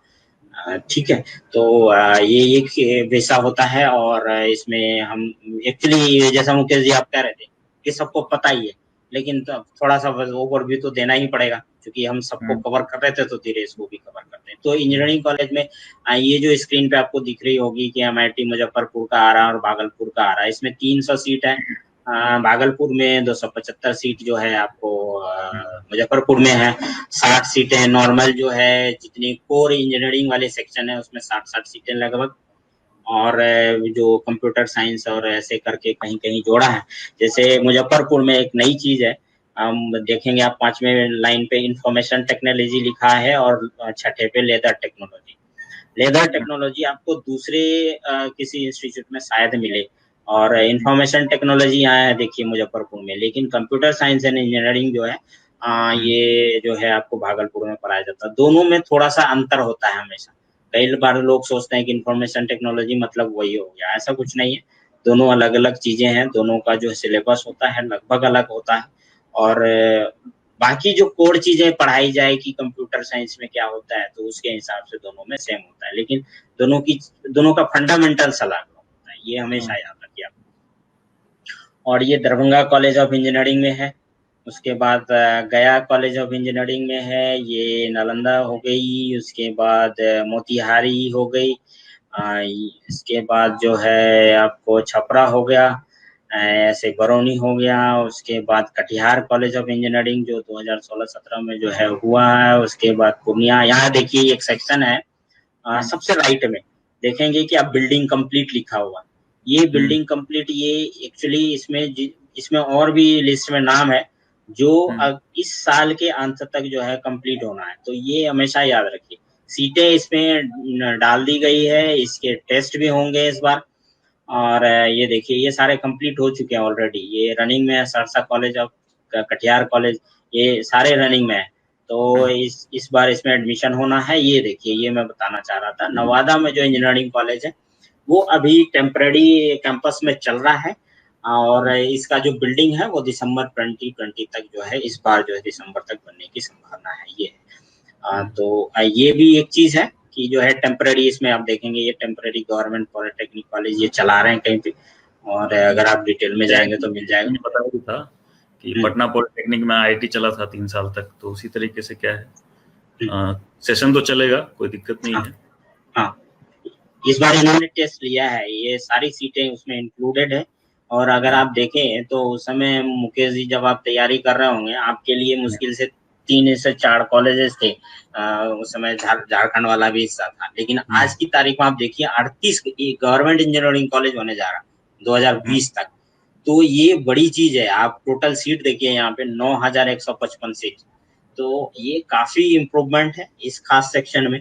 तो हम चाहेंगे, ठीक है, इंजीनियरिंग और मेडिकल और IAS IPS ही करना है, तो ये भी एक अपॉर्चुनिटी जो है हमारे विद्यार्थियों को बिहार में खासकर जो है बढ़ाने के लिए है।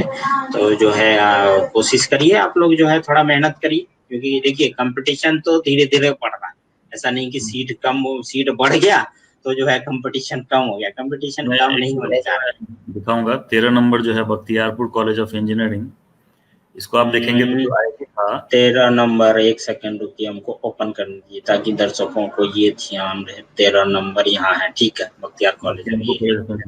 तो जो मैं बार बार जिक्र कर रहा हूँ कि ये पहले IIT था, तो इसमें क्या है बेसिकली कॉलेज में आप देखेंगे तो इंफ्रास्ट्रक्चर चाहिए, तो इसका लैब वैब सब कुछ बढ़िया है, इसका रिपोर्ट भी अच्छा है इस कॉलेज का, इसमें सारा कुछ है फैसिलिटी, पॉलिटेक्निक के बाजू में ही है, तो यहाँ पे एडमिशन ट्राई कर सकते हैं। हाँ, इसमें लिखा भी है ओल्ड IIT कैंपस, मतलब ये अच्छा अभी चल रहा होगा, कहने का मतलब ये है। जैसे पटना में है।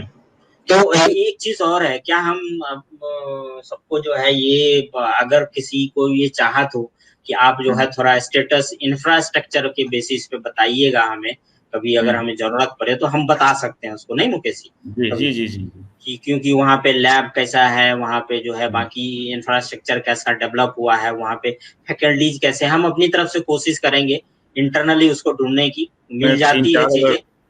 3-4 कॉलेजेस के बारे में अगर बताऊं मैं, तो एक जैसे ये बता दिया मैंने, बख्तियारपुर कॉलेज ऑफ इंजीनियरिंग जो पटना में है, ये पॉलिटेक्निक के बगल में। उसके अलावा क्या है, MIT Muzaffarpur and BC Bhagalpur, ये बहुत नामी कॉलेज हैं, बहुत बड़े बड़े कॉलेजेस हैं, इसमें बहुत बड़ा कैंपस है। ये जी बहुत पुराने जमाने से इसमें सारी फैसिलिटीज हैं ऑलरेडी। हाँ, ये इसके अलावा पुराने कॉलेज हैं, राइट राइट। इसमें एक नया है चंडी नालंदा में, वो ओके। कॉलेज का भी अच्छा रिस्पांस है। हम्म। तो नीतीश कुमार जी के विधानसभा क्षेत्र में आता है। हाँ, तो बेहतर होगा, ये तो हम मान सकते हैं क्योंकि मुख्यमंत्री जी हैं, तो मे बी ये। और भी एक चीज मैं बताऊंगा, बाकी जो लोग बाहर जाते हैं, अब तो शायद नहीं जाना चाहिए, क्योंकि अभी देखिए बाहर के कॉलेजेस में जो बाहर के लड़के रहते हैं उनका परसेंटेज मैंने कभी हाई देखा नहीं है। हम्म। ये कॉलेजेस गवर्नमेंट बिहार कॉलेजेस से अच्छे अच्छे परसेंटेज आ रहे हैं। कई सारे लोग 80%, 90%, मतलब अच्छा परसेंट आपको मिल जाएगा। डिग्री में अगर परसेंटेज अच्छा हो तो वो हर हम्म। जगह जी पता चला। एकदम सही बात। साउथ में पढ़ रहे हैं, महाराष्ट्र में पढ़ रहे हैं, कहीं भी पढ़ रहे हैं, 60% ला रहे हैं, 70%, 50% ला रहे हैं। हम्म बहुत सारे इश्यूज रहता है, रहने का इशू रहता है वहाँ पे, खाने का, लैंग्वेज का हम्म प्रॉब्लम है। तो लोग पहले हम्म अपनी ही चीजों से जूझता है, वही पढ़ाई पे तो ध्यान कम ही जा पाता है। हम्म। तो इसके लिए बढ़िया है, अपॉर्चुनिटी तो है।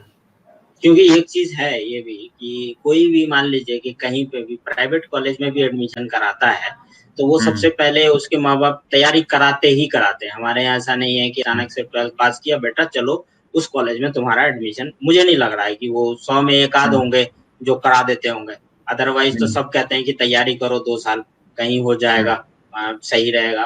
तो कॉस्ट वाइज भी थोड़ा सा सही रहता है, अगर सरकारी में हो जाए तो काफी अच्छा रहता है। तो ये भी चीज है, अगर आप 2 साल मान लीजिए तैयारी करते हैं तो आप थोड़ा ढंग से तैयारी कीजिए और सही से कीजिए।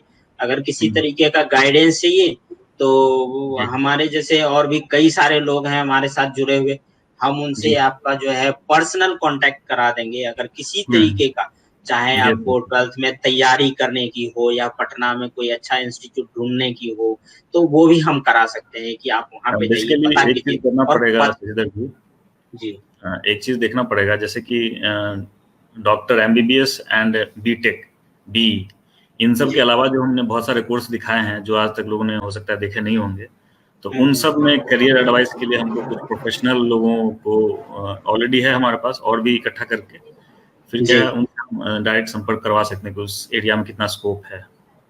हाँ जी, सही बात है। जैसे विनय जी के साथ हमने करा, तो एक बार ये लिस्ट ला के उनके सामने रखेंगे और उनसे डिटेल में पूछेंगे। जैसे अभी फिशरीज वाला हमें कुछ आइडिया नहीं है, हमने अंदाजा लगाया, तो शायद कुछ और लोग भी मिलेंगे, मिल जाएंगे हमें, और उसके लिए करेंगे। तो मैं ये कह रहा था कि अगर आप तैयारी भी करते हैं, अगर आपको किसी तरीके का गाइडेंस भी चाहिए तैयारी के मामले में, तो भी हम कोशिश करेंगे अपनी तौर पे जो है ऐसे लोगों को जो उस तरीके से जो है अपना जो है तैयारी करते हुए आगे बढ़े हैं, उनसे आप आपको गाइडेंस दिला सके, चाहे मैथ में, फिजिक्स में हो, कहीं पे भी, मतलब दूर रहते फोन पे आज की तारीख में जितना हो सकता है आपको जो है अवेलेबल कराया जा सकता है। क्योंकि जो काफी पहले निकल गए हैं और हमारे एक्सपर्ट हैं, तो वो तो थोड़ा समय उनके पास कमी रहती है, तो उनके हिसाब से समय निकाल के आपका जो है रास्ता जरूर करा देंगे, ताकि जो है आपको इस मामले में थोड़ी आसानी हो जाए।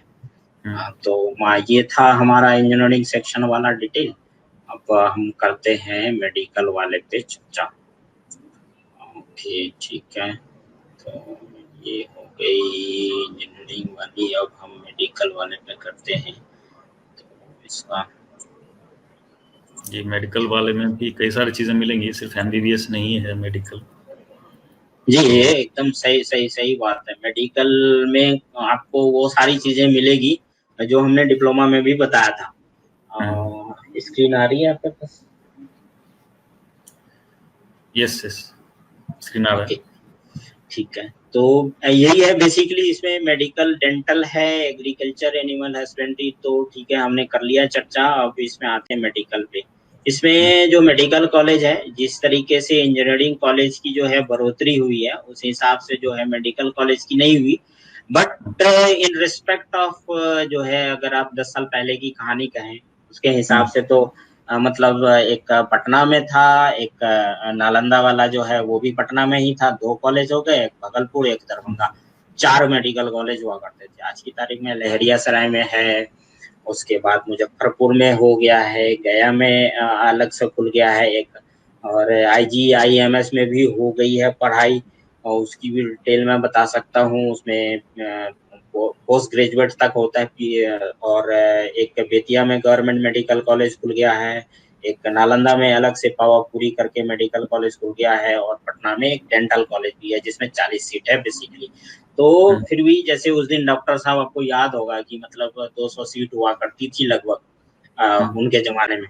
अब जो है देखिए 990 सीट हो गई है, लगभग 1000 के आसपास। तो अब उस हिसाब से आप देखिए लिखा हुआ है सेक्शन में अवेलेबल सीट्स फॉर काउंसलिंग 812। तो ठीक है, हम बेहतर हो रहे हैं धीरे धीरे इसमें। लेकिन एक चीज ध्यान देने वाली बात है कि सेंट्रल नॉमिनीज भी आती हैं जो उधर से चूज होके सीबीएसई वाले सेक्शन से, आप हमेशा ये याद रखिए। और एक ऑल इंडिया कोटा होता है, और जो सीबीएसई नीट वाला जो है सेक्शन, वहां से लोग आते हैं। तो बेसिकली आपके पास जो है 812 जो सीट मैंने बताई थी, ये सीट जो है स्टेट लेवल के लिए है।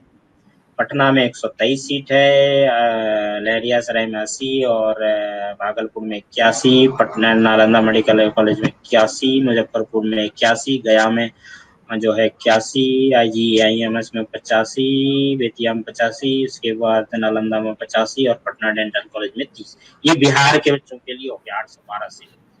तो अच्छा, ये हमेशा याद रखें। ये तो मेरे ख्याल से मेन स्ट्रीम डेंटल का और MBBS का है मेरे ख्याल से। हाँ, ये ऊपर से अगर आप देखेंगे 1 से लेकर 9 तक, ये MBBS वाला कोर्स है पूरा टोटल। और ये जो 10वां है, ये जो है डेंटल वाला है। तो डेंटल में अभी इम्प्रूवमेंट नहीं है उस हिसाब से। लेकिन मैं बताना चाहता हूँ कि बहुत जल्द पूर्णिया में मेडिकल कॉलेज की भी जो प्रस्तावना है, काम चालू हो चुका है ऑलरेडी। और भी कई सारे प्राइवेट भी जो है क्यू में है, जैसे हमारे यहाँ तो कटिहार में है ही एक प्राइवेट, और किशनगंज में भी है। और भी कई सारे जिलों में जो है धीरे धीरे सरकार कह रही है कि अगर हम नहीं कर पा रहे तो आप खोलिए। तो वो भी एक ऑप्शन है, लेकिन वही है कि वहाँ पे काफी ज्यादा फीस है। तो ये थोड़ा सा ध्यान देने वाला होता है, जो काफी अफोर्डेबल नहीं है मेरे ख्याल से। और ये है आयुर्वेद वाला सेक्शन। इसमें जो है एक राजकीय आयुर्वेदिक कॉलेज है पटना में, और एक होम्योपैथिक कॉलेज है मुजफ्फरपुर में, एक है तिब्बी कॉलेज पटना में।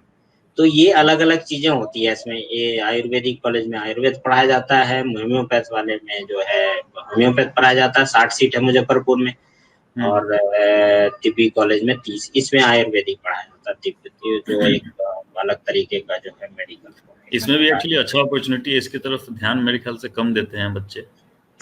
और हाँ, एक्चुअली आप देखिए कई सारे डॉक्टर हैं हमारे यहाँ के भी, जो मतलब अपनी जाति के खास करके होम्योपैथिक में काफी अच्छा काम कर रहे हैं, धीरे धीरे करके वो कर रहे हैं। दरभंगा में भी हैं कई सारे। तो ये चीज है, अगर आप करना चाहें तो आप हो ही सकता है, ऐसी कोई बात है कि नहीं होगा।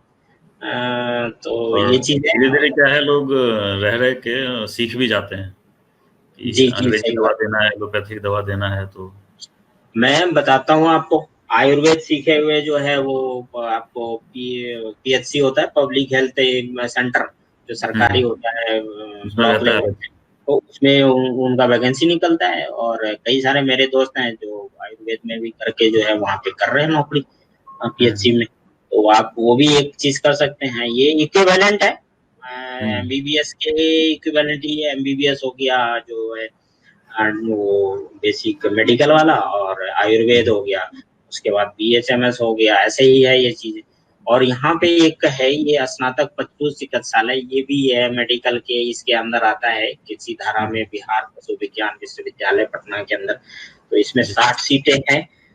बेसिकली ये भी उसी बोर्ड के तहत काम करता है। तो ये सारी चीजें हैं। तो थोड़ा सा अब मेरा जो है स्लाइड एंड हो गया, ठीक है। तो अब ये है मेडिकल और इंजीनियरिंग का, तो क्या ज्यादा बात करें, लोगों को तो बहुत ज्यादा छान लेते हैं हमारे यहाँ, तो उनको पता ही है। लेकिन हम अपनी तरफ से कोशिश करेंगे, अगर आपको किसी तरीके का कोई इन्फॉर्मेशन चाहिए तो जरूर उपलब्ध करा पाए। ये वेटरनरी वाला भी आपने बताया होगा, 60 सीटें हैं इसमें। जी जी जी, ठीक। अभी हमारे पास अभी बच गया आर्ट, साइंस एंड कॉमर्स, मेरे ख्याल से लास्ट सेक्शन है। जी जी, इसमें है एक मैं बताना चाह रहा था कि इसमें जो यूनिवर्सिटीज हैं, मैंने कोशिश करी है कि उसको कंपाइल करने की, खास करके उस पे जो है कोर्सेज के बारे में काफी लंबा लिस्ट है। कई सारी यूनिवर्सिटी का जो है उसमें है नहीं अवेलेबिलिटी, तो दिक्कतें आई। तो मैं फौरी तौर पे उसका जो है कुछ इन्फॉर्मेशन दे दूंगा। इस सेक्शन में हम आर्ट्स कमर्शियल साइंस के बारे में बताने वाले, इस पे अलग से हमें थोड़ा सा करना पड़ेगा। और जो स्टेट यूनिवर्सिटीज हैं वो पटना, मोतिहारी, समस्तीपुर, राजगीर, नालंदा, भागलपुर, मुजफ्फरपुर, मधेपुरा, छपरा, दरभंगा, गया, मुंगेर, हाजीपुर, पाटलिपुत्रा, पूर्णिया, आरा, ये है, यहाँ यूनिवर्सिटी है। और इसमें मैंने जो नाम लिया है, इसमें कई सारे नेशनल इम्पोर्टेंस के इंस्टीट्यूट जो बिहार में है और सेंट्रल यूनिवर्सिटीज भी है। तो ये पहले पे आपको दिख रही होगी लिखा हुआ मैंने, नेशनल इम्पोर्टेंस इंस्टीट्यूट जो है इन बिहार। तो ये 3 है, all India institute of medical science जिसको हम लोग एम्स के नाम से जानते हैं, और IIT पटना का है, उसके बाद NIT पटना।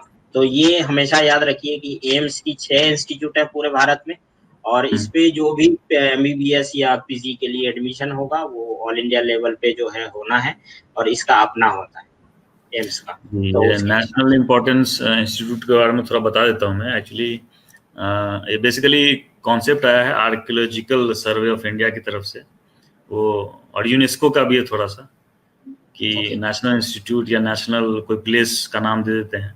उसके बाद क्या है, उसको क्षति पहुंचाना या उसके खिलाफ कुछ करना, जैसे कि लोग एजिटेशन में करते हैं, वो फिर एक क्या गैर कानूनी और क्रिमिनल ऑफेंस हो जाता है। ओके, ठीक है। तो ये है इसमें, और कहते हैं अगले पे, इसमें सेंट्रल लेवल यूनिवर्सिटी जो एस्टेब्लिश हुई है गवर्नमेंट ऑफ इंडिया एक्ट के तहत, ये लिस्ट है। इसमें एक यूनिवर्सिटी है central university of south Bihar, Patna में ही अभी कैंपस है। चाणक्य नेशनल लॉ यूनिवर्सिटी, इसको गया में शिफ्ट होना है वैसे। चाणक्य नेशनल लॉ यूनिवर्सिटी, ये चीजें मैं बताना चाहता हूँ। नेशनल लॉ यूनिवर्सिटी क्या है, अभी जो पटना में बाईपास बस स्टैंड था वहाँ पे है, और बहुत अच्छा और बहुत बड़ा बनाया। आप अगर जाएंगे तो आपको लगेगा कि अच्छा ये दिल्ली या मुंबई का कोई कॉलेज हो सकता है। वहाँ पे 3-4 यूनिवर्सिटीज हैं एक साथ। ये भी है, एक MBA का भी कॉलेज है वहाँ पे। ये सब वो क्या है कि कैट के थ्रू भी एडमिशन होता है इन सब में। जी, कैट के थ्रू होता है एडमिशन, सही के बात थ्रू आपका ये नेशनल लॉ यूनिवर्सिटी में हो जाता है, LLB के लिए, MA LLB के लिए। तो ये है इसमें कि central university of south Bihar, और ये महात्मा गांधी सेंट्रल यूनिवर्सिटी, ये वाली और ये वाली, इसमें अगर बेसिकली जो है ज्यादातर जो है PG लेवल के कोर्सेज हैं, और इसमें MA भी पढ़ाया जाता है, बाकी कोर्सेज भी हैं। बेसिकली ये मैं बताना चाह रहा था कि ये दोनों चूंकि सेंट्रल यूनिवर्सिटी है, तो इसमें जो टेस्ट होता है, जो एडमिशन होता है, वो एक कंबाइंड टेस्ट होती है पूरे भारत में। इस तरीके का यूनिवर्सिटी जो है भारत सरकार ने अपने एक्ट के थ्रू बनाया था, सेंट्रल यूनिवर्सिटी ऑफ समथिंग करके जो प्लेसेस का नाम है उसके हिसाब से इन्होंने बनाया था। तो बहुत सारे जगह पे है, जैसे जहाँ पे पहले से सेंट्रल यूनिवर्सिटी नहीं थी वहां पे खास करके इन्होंने ओपन किया, जैसे राजस्थान हो गया, बिहार हो गया, ऐसे कुछ संस्थान, झारखंड हो गया। तो यहाँ पे आपको एडमिशन चाहिए तो आपको सेंट्रल लेवल पे जो है एक एडमिशन टेस्ट होता है सेंट्रल यूनिवर्सिटी का अपना, और उसके थ्रू जो है आप चूंकि बिहार के डोमिसाइल में रहते हैं तो आपको जो है बिहार में आप अप्लाई कर सकते हैं। तो सेंट्रल यूनिवर्सिटीज का और भी एक फायदा होता है, सेंट्रल यूनिवर्सिटीज को बहुत सारे फंड आते हैं, जो वहाँ पे अगर प्रोफेसर और जो प्रिंसिपल हैं वो अच्छे से यूटिलाइज करें तो काफी काम कर सकते हैं, कई सारे प्रोजेक्ट ले सकते हैं। तो एक रहता है। दूसरा एक ये अशोक कुमार जी हैं, इनका एक सवाल है, चार्टर्ड अकाउंटेंट कोर्स करने के लिए क्या प्रोसेस करना होगा। तो अभी जैसे कि मैं जिस कंपनी में, वहाँ पे भी चार्टर्ड अकाउंटेंट हैं कई सारे। तो बेसिकली इसके लिए क्राइटेरिया वही है, 10+2 रहना चाहिए आपका। उसके बाद आप कॉमर्स BCom कर भी सकते हैं, नहीं भी कर सकते हैं। एक 4 साल का कोर्स होता है जिसका आपको एग्जाम देना पड़ता रहता है, और अगर आप उसमें पास हो गए 4 साल के कोर्स में तो फिर Indian ICAI, Indian chartered accountants of India, institute of chartered accountants of India, वो आपको सिलेक्ट करेगा, फिर वो ट्रेनिंग भी करवाता है, इंटर्नशिप करवाएगा, और फिर आप आगे बढ़ते रहेंगे कॉर्पोरेट लेवल पे, बिजनेस लेवल पे, कई सारे मल्टीनेशनल कंपनीज में। कोर्स थोड़ा सा कॉम्पिटिटिव रहता है, थोड़ा मुश्किल रहता है, काफी कॉम्पिटिटिव है। दिल्ली में उसका मेन हेडक्वार्टर है, पहले ITM हुआ करता था, अब इन्होंने आगरा शिफ्ट कर दिया है। तो काफी कॉम्पिटिटिव है, इसीलिए कहा जाता है कि जो है मेडिकल MBBS तो आप कर सकते हैं, CA बनना आसान नहीं, वो थोड़ा सा और नंबर कम है। बेसिकली उसमें क्या है, कॉर्पोरेट लॉज, कंपनी लॉज, बहुत सारे लॉज कंपनी में जो भी है, जो कंपनी चला रहे हैं, इंजीनियर हैं या जो भी हैं, वो जी क्या है बेसिकली ये लॉज से रूबरू होते नहीं है, वो चार्टर्ड अकाउंटेंट ही उनको बताता है। वो एक सही तरीके बात। से कंपनी के वकील हो गए।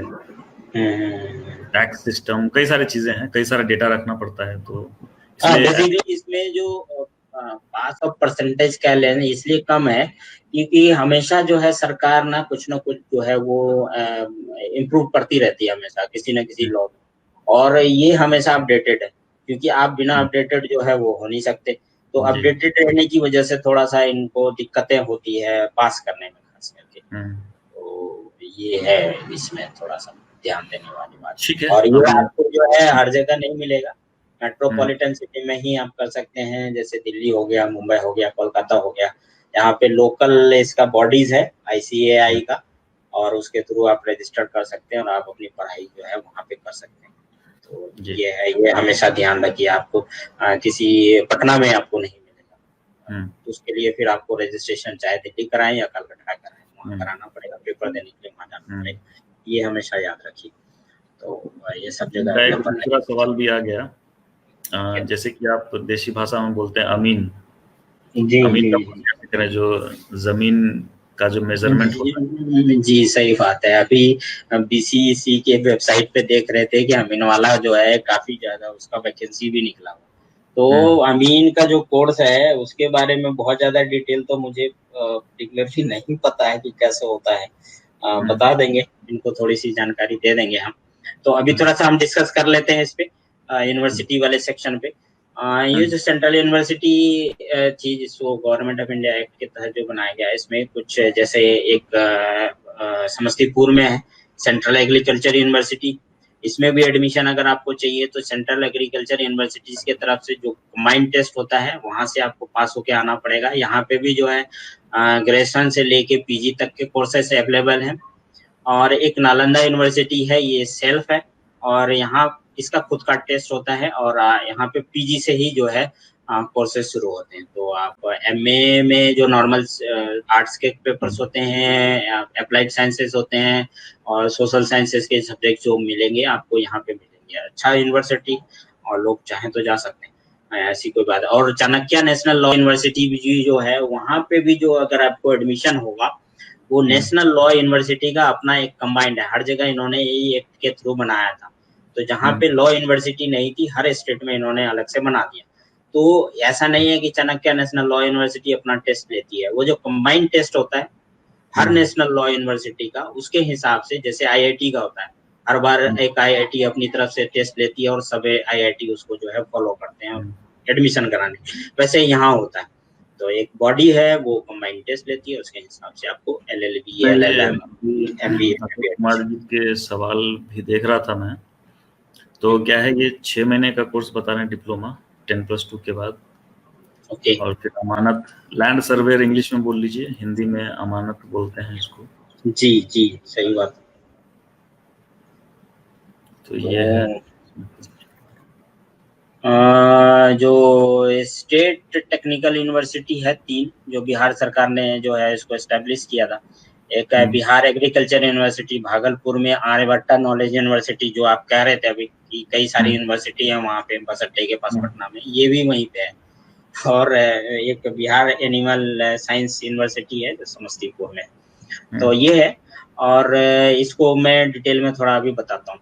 और बाकी जो स्टेट गवर्नमेंट यूनिवर्सिटीज है वो सबको पता है, जैसे बताएं कि मुजफ्फरपुर में है, मधेपुरा में है, इसमें IGIMS हो गया पटना में, जयप्रकाश विश्वविद्यालय छपरा हो गया, दरभंगा यूनिवर्सिटी हो गया, संस्कृत यूनिवर्सिटी हो गया, मगध यूनिवर्सिटी, ऐसे करके जो है 12-15 वो।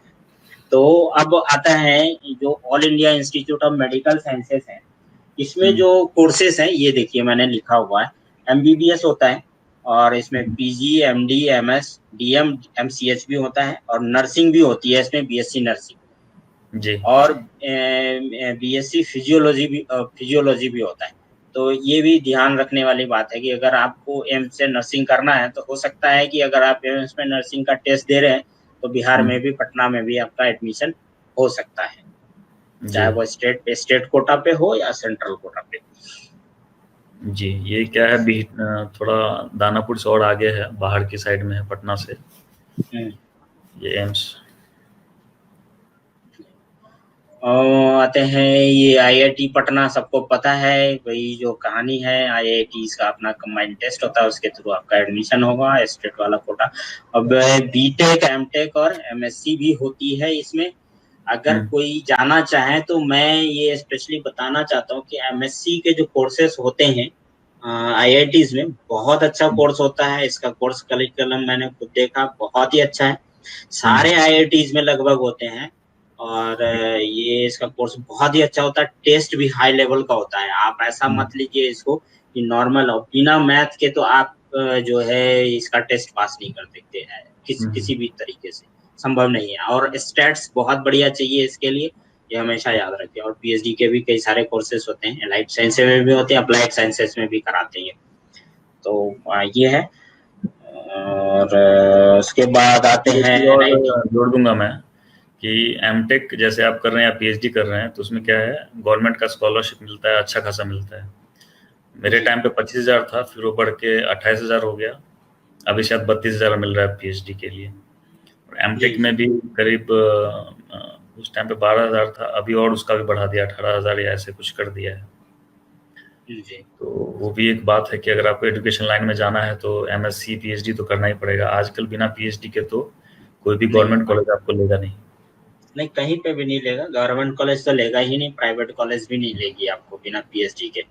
तो ये है। अब आते हैं एनआईटी पटना पे। ये भी नेशनल इम्पोर्टेंस की इंस्टीट्यूट है, आपको पता ही है। इसका जो एनआईटी का जो कंबाइंड है, वहाँ से टेस्ट होके इसमें एडमिशन होता है।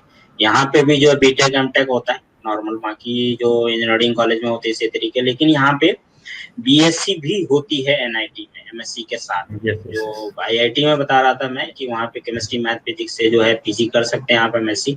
यहाँ पे आपको बीएससी की भी डिग्री आप ले सकते हैं। तो जो नॉर्मल इंस्टीट्यूट से आप चाहते हैं कि वहाँ पे हो, तो आप इसके लिए भी जो है अलग से टेस्ट होता है। तो आप उसके लिए भी कंबाइंड टेस्ट के थ्रू जा सकते हैं। अगर आपका मान लीजिए यहाँ पे बीएससी होता है, और कई सारे इंस्टीट्यूट में ये भी है मुकेश जी कि ये सीधा 5 साल के लिए कोर्स के लिए एडमिशन ले लेते हैं, BSc plus MSc dual degree. जी, साल तो उतना ही लगेगा आपको, 3 साल बीएससी में हो गया, 2 साल एमएससी में होगा। लेकिन आपके बताऊंगा मैं इसमें जो नहीं भी पता होगा लोगों को, एक तो डुअल डिग्री तो आपने बता ही दिया। इसके अलावा क्या है आपका, अगर बीटेक में अगर आपका अच्छा नंबर है, 70% 75% है, तो आप सीधे पीएचडी में भी जा सकते हैं। एक इंटरव्यू होगा, हो सकता है ज्यादा से ज्यादा एक टेस्ट होगा, आप सीधे पीएचडी कर सकते हैं उससे। तो उसमें परसेंटेज, हाँ, कहने का मतलब ये है कि अगर बीटेक में अच्छा आपका नंबर आ गया और इंटरव्यू आपने दिया और सिलेक्शन के लिए गए, तो इंटरव्यू में पास कर गए, तो मतलब आप पीएचडी तक के लिए जा सकते हैं। लेकिन आप ये हमेशा याद रखिए कि साल कट कम होता है इन सारे कोर्सेज में। ये हमेशा डुअल डिग्री सिस्टम में होता है, साल उतने ही लगने आपको मिला जुला के। कई दफा थोड़ा एक आध साल, आधा साल कम हो जाता है, अदरवाइज आपको साल पूरे लगाने पड़ेंगे वहां पे डिग्री लेने के लिए। लेकिन ये है कि आपका पीएचडी तक का जो है पोजीशन सिक्योर है, आपको कहीं जाने की आवश्यकता नहीं है। बीटेक के बाद आप बता ही रहे थे कि जो है एक स्कॉलरशिप टाइप मिलता है, तो उससे भी आप जो है सुविधाजनक रूप से वहाँ पे रह सकते हैं। और भी एक चीज बता दूंगा, जैसे जो पहले के जमाने में AIEEE का एग्जाम होता था हमारे टाइम पे, तो उसमें क्या है, बीटेक के लिए होता था। एंड ये जो बैचलर ऑफ आर्कियोलॉजी आप देख रहे हैं, MArch एंड BArch, उसके लिए भी होता था कंबाइंड। उसमें ड्राइंग बेसिकली रहता है, आर्किटेक्चर जितने भी बिल्डिंग्स के हैं, होटल्स के। जी। तो ये कोर्स क्या हर एक एनआईटी और आईआईटी में मिलेगा आपको, BArch MArch और MArch। जी, ये बेसिकली जो है हर एनआईटी और आईआईटी में मिलेगा, बीटेक एमटेक और BArch शायद ना मिले, लेकिन एनआईटी में हर जगह मिलेगा BArch और MArch, ये है। और एमएससी जो है आज की तारीख में हर आईआईटीज में आपको मिल जाएगी, और एनआईटी में इन्होंने बीएससी भी जो है अलग से जोड़ दिया है, तो ये भी है एक प्लस पॉइंट। तो जो है आप खुद सोचिए कि अगर कोई बंदा बीएससी और एमएससी फिर एनआईटी से कर रहा है, तो वो आगे जो है वैज्ञानिक के लिए भी जा सकता है इसरो जैसे संस्थान में। तो ये भी है। और ये एक central university of south Bihar जो हम डिस्कस कर रहे थे अभी, चूंकि जो है पटना में है टेम्पररी, लेकिन गया शिफ्ट होना इसको, तो इसमें वही है, इसमें नॉर्मल कोर्सेस होते हैं। नॉर्मल कोर्सेस यही है, बीएड, बीए प्लस बीएड होता है। इसमें इंडिविजुअल कोई बीए नहीं होता, ये आप हमेशा याद रखिए। बीए और बीएड दोनों कंबाइंड कोर्स में आपका एडमिशन होगा। बीएससी बीएड कंबाइंड कोर्स में एडमिशन होगा। बीए बीए एलएलबी में कंबाइंड कोर्स में एडमिशन होगा। जो ग्रेजुएशन में ये 3 कोर्सेस अवेलेबल हैं वहाँ पे। अगर कोई बच्चा 10+2 के बाद जाना चाहे कि अगर उसको जी लिस्ट जो है ऑप्शन है और सेंट्रल यूनिवर्सिटी के साथ अटैच रहेंगे, आपको बहुत चीजें जो है वो एक चीज रहता है। और एमए में आगे चल के जो है बहुत सारे कोर्सेज हैं, लाइट कोर्सेज जो होता है नॉर्मल आर्ट्स में। एमएससी में भी है, फिर एमएड भी है, इसका एमकॉम भी है, एलएलएम भी कर सकते हैं, फिर पीएचडी तक भी जा सकते हैं। तो मतलब आप ये सोचिए कि इसमें एक एजुकेशन वाला सेक्शन है, एक एलएलबी वाला सेक्शन है, ये और साइंस वाला सेक्शन। ये कोर्सेस नहीं है, लेकिन पीजी में सारे कोर्सेस हैं। पॉलिटिकल साइंस हो गया और भी जो कल है एमए में, तो वो सारे कोर्सेज अवेलेबल हैं एमए में। लेकिन अगर कोई बच्चा ये चाहे कि हमको बीए से लेके पीएचडी तक करना है और एजुकेशन में ही करना है, तो ये इंस्टीट्यूट आपके लिए वरदान साबित हो सकती है कि अगर आपका एक बार एडमिशन हो गया तो आप ये चीज जानिए कि फिर आगे लगातार आप ऐसे ही रह सकते हैं, इसी यूनिवर्सिटी में आगे चल के पीएचडी भी कर लें और फिर हो सकता है कि इसी यूनिवर्सिटी में आपको नौकरी भी मिल जाए, आप वहीं पे जो है पढ़ाना शुरू कर दें। ठीक है कि ये अशोक कुमार जी का एक और सवाल है कि अगर एमबीबीएस नहीं कर पाए तो ग्रामीण क्षेत्र में डॉक्टर प्रैक्टिशनर बेसिकली बनने का क्या क्या करें। तो हमने बताया था कि आयुर्वेदिक, होम्योपैथिक आप डॉक्टर बनने के लिए पहले ये सर्टिफिकेट हासिल कर लें।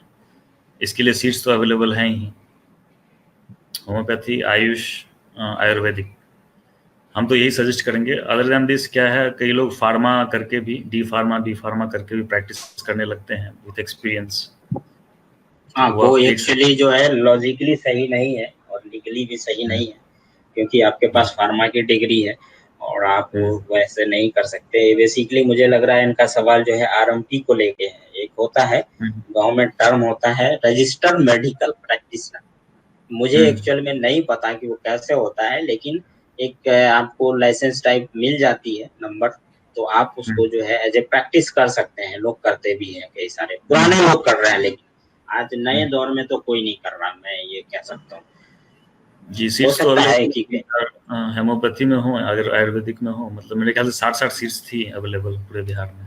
जी जी, सही बात है। और भी कई सारे जो है, ऐसा नहीं है मुकेश जी, कटिहार में भी एक महर्षि में ही करके होम्योपैथिक कॉलेज है, काफी पुराना कॉलेज है। वहाँ पे लोग पढ़ने आते हैं और मेरे जानकारी में कई सारे लोग पढ़े भी हैं वहाँ पे। तो ऐसा नहीं है कि वो उसका कोर्स का जो है फीस भी काफी कम था उस समय, तो अभी भी कमी होगा क्योंकि होम्योपैथ है, बहुत ज्यादा होगा नहीं। तो मे बी कि जो है आप वो भी एक ऑप्शन अपना सकते हैं। सरकारी तौर पे अगर आप मान लीजिए कि अगर होम्योपैथ या आयुर्वेद करके ये ऑप्शन देती है सरकार कि आप पीएचसी में जाएं और दवाई लिखें एलोपैथ का, और लिखते भी हैं, तो फिर आपको उससे बेहतर उपाय तो और नजर नहीं आ रहा मेरे ख्याल से जी, है ना। तो ये एक यूनिवर्सिटी है ना, नेशनल लॉ यूनिवर्सिटी नाम से ही जो है पता चल रहा है कि इसमें लॉ ही पढ़ाया जाता है। बेसिकली इसमें ना बीए एलएलबी पढ़ाया जाता है और बीबीए प्लस एलएलबी भी पढ़ाया जाता है। तो बेसिकली आप इससे समझ सकते हैं कि मैनेजमेंट बेसिकली ये पढ़ा रहा है।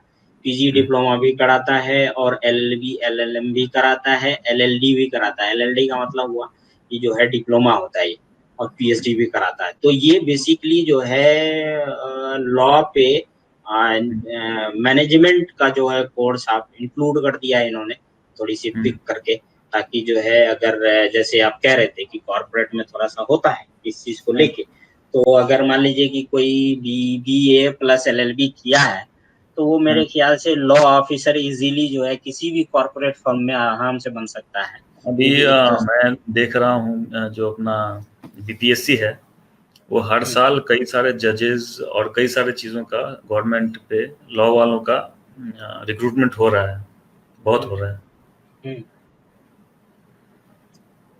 हाँ, हो रहा है, अलग अलग लेवल पे हो रहा है, बहुत सारा हो रहा है, तो इसमें कोई दो राय नहीं है।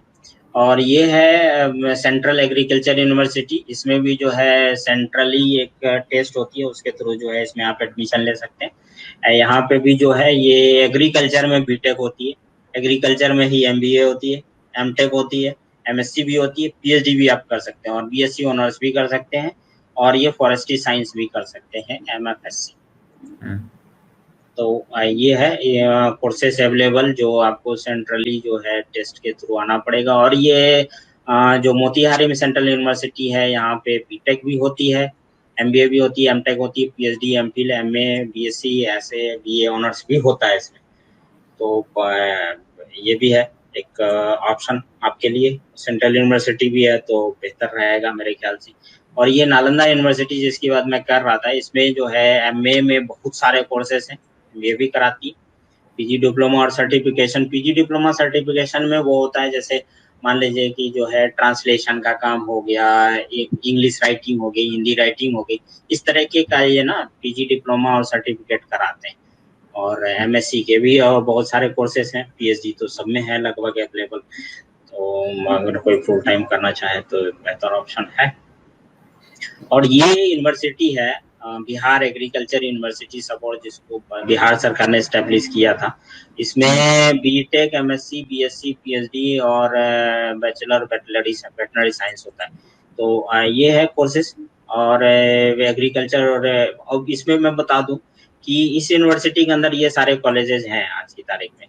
तो बिहार एग्रीकल्चर सबौर हो गया, भोला पासवान शास्त्री एग्रीकल्चर कॉलेज पूर्णिया, इसके बारे में हमने बताया भी था पिछले सेक्शन में। मदन भारती मंडन भारती एग्रीकल्चर कॉलेज अगवानपुर भागलपुर में है। ये नालंदा कॉलेज हॉर्टिकल्चर हो गया नूरसराय।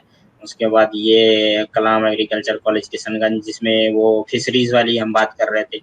और ये डुमराव आड़ा में हो गया। तो यहाँ पे भी एग्रीकल्चर पढ़ाया जाता है। तो पहले तो आपके पास एग्रीकल्चर का बिहार में बस एक ही ऑप्शन हुआ करता था, ये था। आज की तारीख में आपके पास 4-5 और ऑप्शन आ गए। तो विनय जी के हिसाब से तो काफी ज्यादा ऑप्शन हो गए हैं अब, खास करके। और भी है जैसे एग्रीकल्चर यूनिवर्सिटी का जो रिसर्च स्टेशन है, वहाँ पे भी बहुत सारी चीजें होती है। तो एक सहरसा में है, पूर्णिया में है, कटिहार में जूट रिसर्च इंस्टीट्यूट है, स्टेशन खोला है इन्होंने। अरेरिया में इरिगेशन से खोला हुआ है, मधेपुरा में भी इरिगेशन से खोला हुआ है। और भागलपुर में रिसर्च स्टेशन बनाया इन्होंने, मुंगेर में बनाया।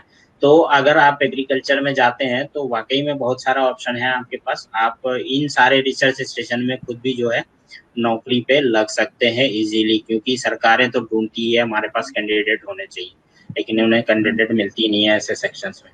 और हम जो है स्कीप कर जाते हैं खास करके। और इनका इंटरनेशनल कोलैबोरेशन भी है कुछ। इंटरनेशनल राइस इंस्टीट्यूट है, क्रॉप रिसर्च इंस्टीट्यूट है, उसके बाद जो है यूनिक रिसर्च इंडस्ट्रीज है, उसके बाद ऐसे करके सिनोकेम में इंडिया कंपनी प्राइवेट लिमिटेड है, इससे भी जो है उसका अपना।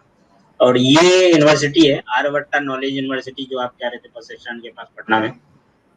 ये एक्चुअली बेसिकली क्या है कि इसके अंदर अलग अलग यूनिवर्सिटीज है, मतलब कॉलेजेज है। मेडिकल कॉलेज आप ले लीजिए, इंजीनियरिंग कॉलेज ले लीजिए बिहार में, जो टेक्निकल कोर्सेज कराती हैं वो इसके अंदर ही आती है बेसिकली। तो ये सारी चीजें मगध यूनिवर्सिटी में था या पटना यूनिवर्सिटी में था, लेकिन जब से ये बना है 2008 से मेरे ख्याल से बन गया था जी। तो उसके बाद से सबको अब आर्यभट्ट नॉलेज यूनिवर्सिटी में डाल दिया है, जितने भी बीटेक के कॉलेजेस थे। जी जी, सबको डाल दिया है। तो मैं लिस्ट देख रहा था, उसमें जितने हमने डिस्कस करे हैं बीटेक वाले कॉलेजेस, सबको उसने जो है आर्यभट्ट यूनिवर्सिटी में ही डाल दिए। तो उधर से ही जो भी होगा कंडक्ट वहीं से होगा। और ये एनिमल साइंस यूनिवर्सिटी है पटना में, जिसमें बीटेक भी होता है, एमटेक भी होता है, हाँ एमएससी भी होती है इसमें, वेटनरी साइंस में पीएचडी भी होती है, और बैचलर भी होता है, और फॉरेस्ट्री साइंस भी होता है यहाँ पे बैचलर लेवल पे भी, और जो है पीजी लेवल पे भी। तो ये भी है, कोर्सेज तो अच्छे खासे हैं यहाँ पे। और अगर कम भी सीट होगी तो मेरे ख्याल से, चूंकि लोगों का रुझान मेडिकल की तरफ होता है, तो यहाँ पे लोग कम जा पाते हैं। तो हम तो कहेंगे कि आज की तारीख में सरकारी नौकरियां इसके थ्रू बहुत ज्यादा ओपन हो रही है। तो हम तो कहेंगे कि जो है कोशिश करें हमारे बच्चे की जो है इधर भी जाएं। तो आपके पास एक टेक्निकल नॉलेज भी होता है, अगर आप चाहें तो। जैसे मान लीजिए कि किसी ने वेटनरी साइंस में जो है ग्रेजुएशन किया है या पीजी किया है, तो आप खुद भी जो है प्रैक्टिस कर सकते हैं आप एनिमल डॉक्टर की तरफ से। आप इस चीज को समझिए, क्योंकि ऐसा नहीं कि वहाँ सिर्फ गाय और भैंस के बारे में बताया जाता होगा। अगर वेटनरी साइंस की बात है तो पूरे एनिमल के बारे में सिस्टमेटिकली बताया जाता होगा कि आप पूरा एक एनिमल डॉक्टर बन के बाहर निकले। तो आज की तारीख में लोग एनिमल के प्रति भी थोड़े से जो है सॉफ्ट कॉर्नर रखते हैं हमारे यहाँ, तो गाँव सब में ऐसा है। जैसे कि कई सारे लोग क्या है दूध का जो बिजनेस करते हैं उनको डॉक्टर चाहिए रहते हैं और रेगुलर विजिट करवाते हैं उनका, तो चाहे जो भी पशु हो तो जरूरत तो पड़ती है इन सब की। जी, पशुओं के लिए तो जरूरत पड़ती है। और ये सारे लिंक्स हैं जो स्टेट यूनिवर्सिटीज हैं, तो अगर किन्हीं को चाहिए तो बता दीजिएगा, मेल आईडी दे दीजिएगा, हम जो है वापस इसको सेंड कर देंगे। अगर किसी तरह का इन्फॉर्मेशन चाहिए एक्स्ट्रा तो हम कोशिश करेंगे अपनी तरफ से निकालने का। और यही है हमारा लास्ट स्लाइड। और शॉट भी ले सकते हैं इसका, हाँ चाहिए अगर तो कोई दिक्कत नहीं है इसके लिए। किसी को पीडीएफ चाहिए तो आप अपना मेल आईडी जरूर पोस्ट कीजिएगा और हम आपको जो है कोशिश करेंगे मेल पे जो है ये डाल दें। और अगर नहीं आपको स्पेसिफिक सेक्शन ही चाहिए किसी का तो वो भी आप हमें बता दीजिएगा, तो वही वाला जो है स्पेसिफिक आपको स्क्रीनशॉट लेके या वो पेज वाला कॉपी निकाल के आपको या इमेज के तौर पे या डॉक के तौर पे आपको भेज पाएंगे। ये भी एक चीज है, क्योंकि अगर पूरा लेंगे तो शायद आपके मोबाइल पे, अगर आपके पास लैपटॉप नहीं है तो लोड नहीं हो पाएगा, तो ये दिक्कतें आती है कई दिन। तो ये भी चीज है। और इस पे एक थोड़ा सा हम अलग से एक सेशन करेंगे, अगर कोई लोग जुड़ना चाहे जो इस तरह के यूनिवर्सिटी हैं जो पहले से चल रही हैं, यहाँ पे क्या क्या कोर्सेस होते हैं, क्या क्या स्कोप है। एक्चुअली मैं देख रहा था काफी लंबी लिस्ट है, इसको एक छोटे से में कंपाइल करना बहुत मुश्किल का काम है, लेकिन मैंने 3-4 यूनिवर्सिटीज की ओपन करके देखी थी कोर्सेस लिस्ट। तो मुकेश जी मैं थोड़ा सा यहाँ पे वैसे ही बताना चाहता हूँ कि इसमें 2 तरीके का कोर्स होता है। एक तो होता है कि जो सरकारी नॉर्मल कोर्सेज होते हैं, बीए हो गया हिस्ट्री में, पॉलिटिकल साइंस में, एमए हो गया पॉलिटिकल साइंस ज्योग्राफी हिस्ट्री, ऐसे करके जो लोग समझते हैं। लेकिन एक सेल्फ फाइनेंसिंग कोर्सेज भी होता है, आजकल सारे यूनिवर्सिटियों में ने जो है चलाया है। अब उसमें कह लीजिए एमबीए होता है, बीसीए होता है, एमसीए होता है, ये लोग करते हैं। तो ये भी एक चीज है आपको, लेकिन अगर एडमिशन चाहिए वहां पे तो आपको फीस अलग से देनी पड़ती है, थोड़ा हाई कॉस्ट होता है। लेकिन in respective of other private colleges, जैसे आप किसी प्राइवेट कॉलेज में एमसीए करने जाएंगे और एमबीए करने जाएंगे, वहाँ काफी महंगा आपको जो है कोर्स फीस पे करना पड़ता है। लेकिन यहाँ पे कम फीस में आप कर सकते हैं, जैसे तिलका मांझी भागलपुर यूनिवर्सिटी है, यहाँ पे एमबीए भी होता है, एमसीए भी होता है। मुजफ्फरपुर में वहाँ पे भी होता है। और उसके बाद आईजीएमएस के बारे में हमने चर्चा कर ही ली है, छपरा यूनिवर्सिटी में भी होता है कई सारा सेल्फ फाइनेंसिंग, दरभंगा में भी है, मगध में भी है। तो आप ऐसे यूनिवर्सिटी के साथ भी, अब ये मौलाना मजरूल हक अरबिक एंड पर्सियन यूनिवर्सिटी है, अगर किसी को अरबिक और पर्सियन से रिलेटेड किसी लैंग्वेज में इंटरेस्ट है तो वो आप यहाँ पे भी जा सकते हैं। यहाँ पे बीए से लेके पीएचडी तक के कोर्सेज अवेलेबल है, लेकिन लैंग्वेजेस में है, ये हमेशा याद रखिए, क्योंकि ये लैंग्वेज यूनिवर्सिटी है तो लैंग्वेजेस में आपको मिल जाएंगे कोर्सेज। तो ये भी है।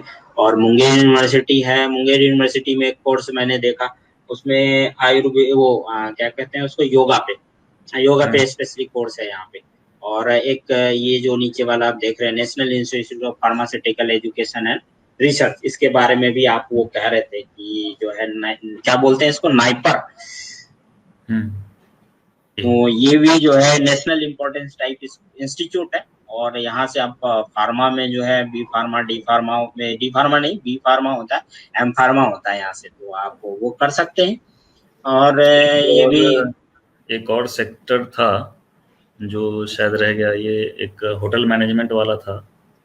हाँ जी, जो काफी अच्छा इंस्टीट्यूट है हाजीपुर में। जी, NIHM बोलते हैं, national institute of hotel management. ये क्या है, हर स्टेट में एक एक है, ये भारत सरकार की तरफ से है और हाजीपुर में भी है। तो होटल इंडस्ट्री, टूरिज्म इंडस्ट्री आज इतना बूमिंग था, अभी तो कोरोना काल में नहीं है, लेकिन अभी इकोनॉमी बूस्ट होने से तो होगा ही। वहाँ पे भी जा सकते हैं आप, और वो भी अच्छा सेक्टर है एक्चुअली। अशोक जी ने आपने इतना ईमेल आईडी दिया है, आपको ये चीज बताइए कि हमने ना 5-6 चीजें डिस्कस की है, तो आपको कौन सा चाहिए? अगर सारा चाहिए तो हम सारा भेज देंगे, कोई दिक्कत नहीं है। तो आप लिख के उसमें कमेंट कर दीजिए कि ऑल चाहिए। मैंने तो हम पूछा आपको है ऑल बी फार्मा करने के लिए कहाँ पे कोचिंग है पटना में, तो पटना में तो सारे कोचिंग है, बिहार में जितने भी हैं सब तो पटना में ही है। बी फार्मा के लिए जो है स्पेशली कोई कोचिंग नहीं होता है, वो मेडिकल वाला ही पार्ट है। मैथ फिजिक्स केमिस्ट्री जो है बी फार्मा के लिए वही है। तो मैथ फिजिक्स केमिस्ट्री का जो है पार्ट जो है आपको देखना पड़ेगा, जैसे नॉर्मल इंजीनियरिंग के लिए होता है वैसे ही बी फार्मा के लिए आपको जाना पड़ेगा, ऐसा कोई अलग से कोर्स नहीं। फार्मा भी क्या है, बहुत बड़ा सेक्टर है, और इनफैक्ट अभी आप इंडस्ट्री में देखें जैसे सन फार्मा हो गया, बहुत सारी चीज़ें हो गई, तो बड़े बड़े जो स्पेशली अगर बायोटेक्नोलॉजी जो बात कर रहे हैं तो फार्मा से ही रिलेटेड है। एक चीज और मैं बताना चाहता हूँ, बी फार्मा के बाद जो है ना आपके स्कोप काफी बढ़ जाते हैं। मेरा एक जानने वाला है, मैं बताता हूँ आपको, बी फार्मा उसने बिहार से ही किया था और उसके बाद एम फार्मा जो है उसने गुजरात से कहीं से किया है, कोई प्राइवेट यूनिवर्सिटी थी। उसके बाद पीएचडी भी उसने वहीं से की। तो आज की तारीख में वो वापस पटना में नौकरी कर रहा है, सरकारी नौकरी कर रहा है। और जो वो ड्रग इंस्पेक्टर होते हैं उसी तरह का कुछ पोस्ट है उसका। तो काफी ज्यादा सेमिनार में वो जाता आता रहता है, काफी सारे पोस्ट करता रहता है, तो मैं बड़ा खुश होता हूँ, किसी उसको काफी पहले से जानता हूँ, तो काफी खुश होता हूँ कि चलो एक अच्छा बच्चा है जो काफी गवर्नमेंट आगे वाला चल तो रहा है। इसलिए कम सीट रहता है गवर्नमेंट का, लेकिन जी क्या है सही जितने बात। भी दवाई वाली फैक्ट्रीज हैं उसमें सब में तो चाहिए ही फार्मा वाले ही लोग। हाँ हाँ सही बात। वो एक बूमिंग सेक्टर है अभी, स्पेशली जब ये कोरोना आप देखेंगे तो अभी दवाएं कई सारी बनेंगी, कई सारे सैनिटाइजर बनेंगे, उसमें भी अच्छा स्कोप है अभी तो आज का जो है सेशन काफी लंबा हो गया, 2 घंटे के आसपास। मैं तो एक दो चीज और बता दूंगा, मैं जैसे कुछ छूट गया था जी वुमेन्स के बताइए। लिए जो जैसे पटना में है, एक तो पटना वुमेन्स कॉलेज है जो पटना यूनिवर्सिटी में है, मगध महिला कॉलेज है गांधी मैदान, वो पटना यूनिवर्सिटी में है। तो वो सब में क्या है, कुछ कुछ और भी कोर्सेज होते हैं। वैसे तो वहाँ पे करने पे आप देखेंगे कि कई जगह पे लोग मीडिया में चले जाते हैं, इंग्लिश हिंदी से करते हैं। आप कई न्यूज़ चैनल में भी देखेंगे तो वहीं के कॉलेज की लड़कियां मिलेंगी आपको, तो वो भी बहुत अच्छे अच्छे कॉलेजेस हैं, पटना वुमेन्स कॉलेज और ये मगध महिला कॉलेज जो पटना में है। इनमें क्या है, बायोटेक्नोलॉजी, माइक्रोबायोलॉजी, पैथोलॉजी से रिलेटेड ही कोर्सेज हैं, और इनका कैंपस सिलेक्शन काफ़ी अच्छा है। मेरी सिस्टर ने भी बायोटेक्नोलॉजी किया था, उसके पास भी मतलब था काफ़ी स्कोप। तो एएन कॉलेज में भी होता है वो जी बायोटेक्नोलॉजी। हाँ जी, बायोटेक्नोलॉजी भी बहुत बहुत सारे जगह पे बायोटेक्नोलॉजी करा रहे हैं। पूर्णिया में भी कई सारे कोर्सेज हैं जो सेल्फ फाइनेंसिंग है, लोग कर सकते हैं उस पे। तो ये चीज है एक। तो ठीक है, चलिए आज का सेशन हम यहीं पे खत्म करते हैं, काफी लंबा हो गया शायद कई लोगों को भी। दर्शकों से बोलेंगे कि अगर आपको कोई और चीज़ों पे चाहिए तो हम ऑर्गेनाइज करेंगे, डेटा इकट्ठा करेंगे जैसे आज किया है। जी जरूर जरूर जरूर जरूर करेंगे, हम कोशिश करेंगे अपनी तरफ से पूरा करने का। तो ठीक है, चलिए आज के लिए धन्यवाद आप सभी का। धन्यवाद। नमस्कार।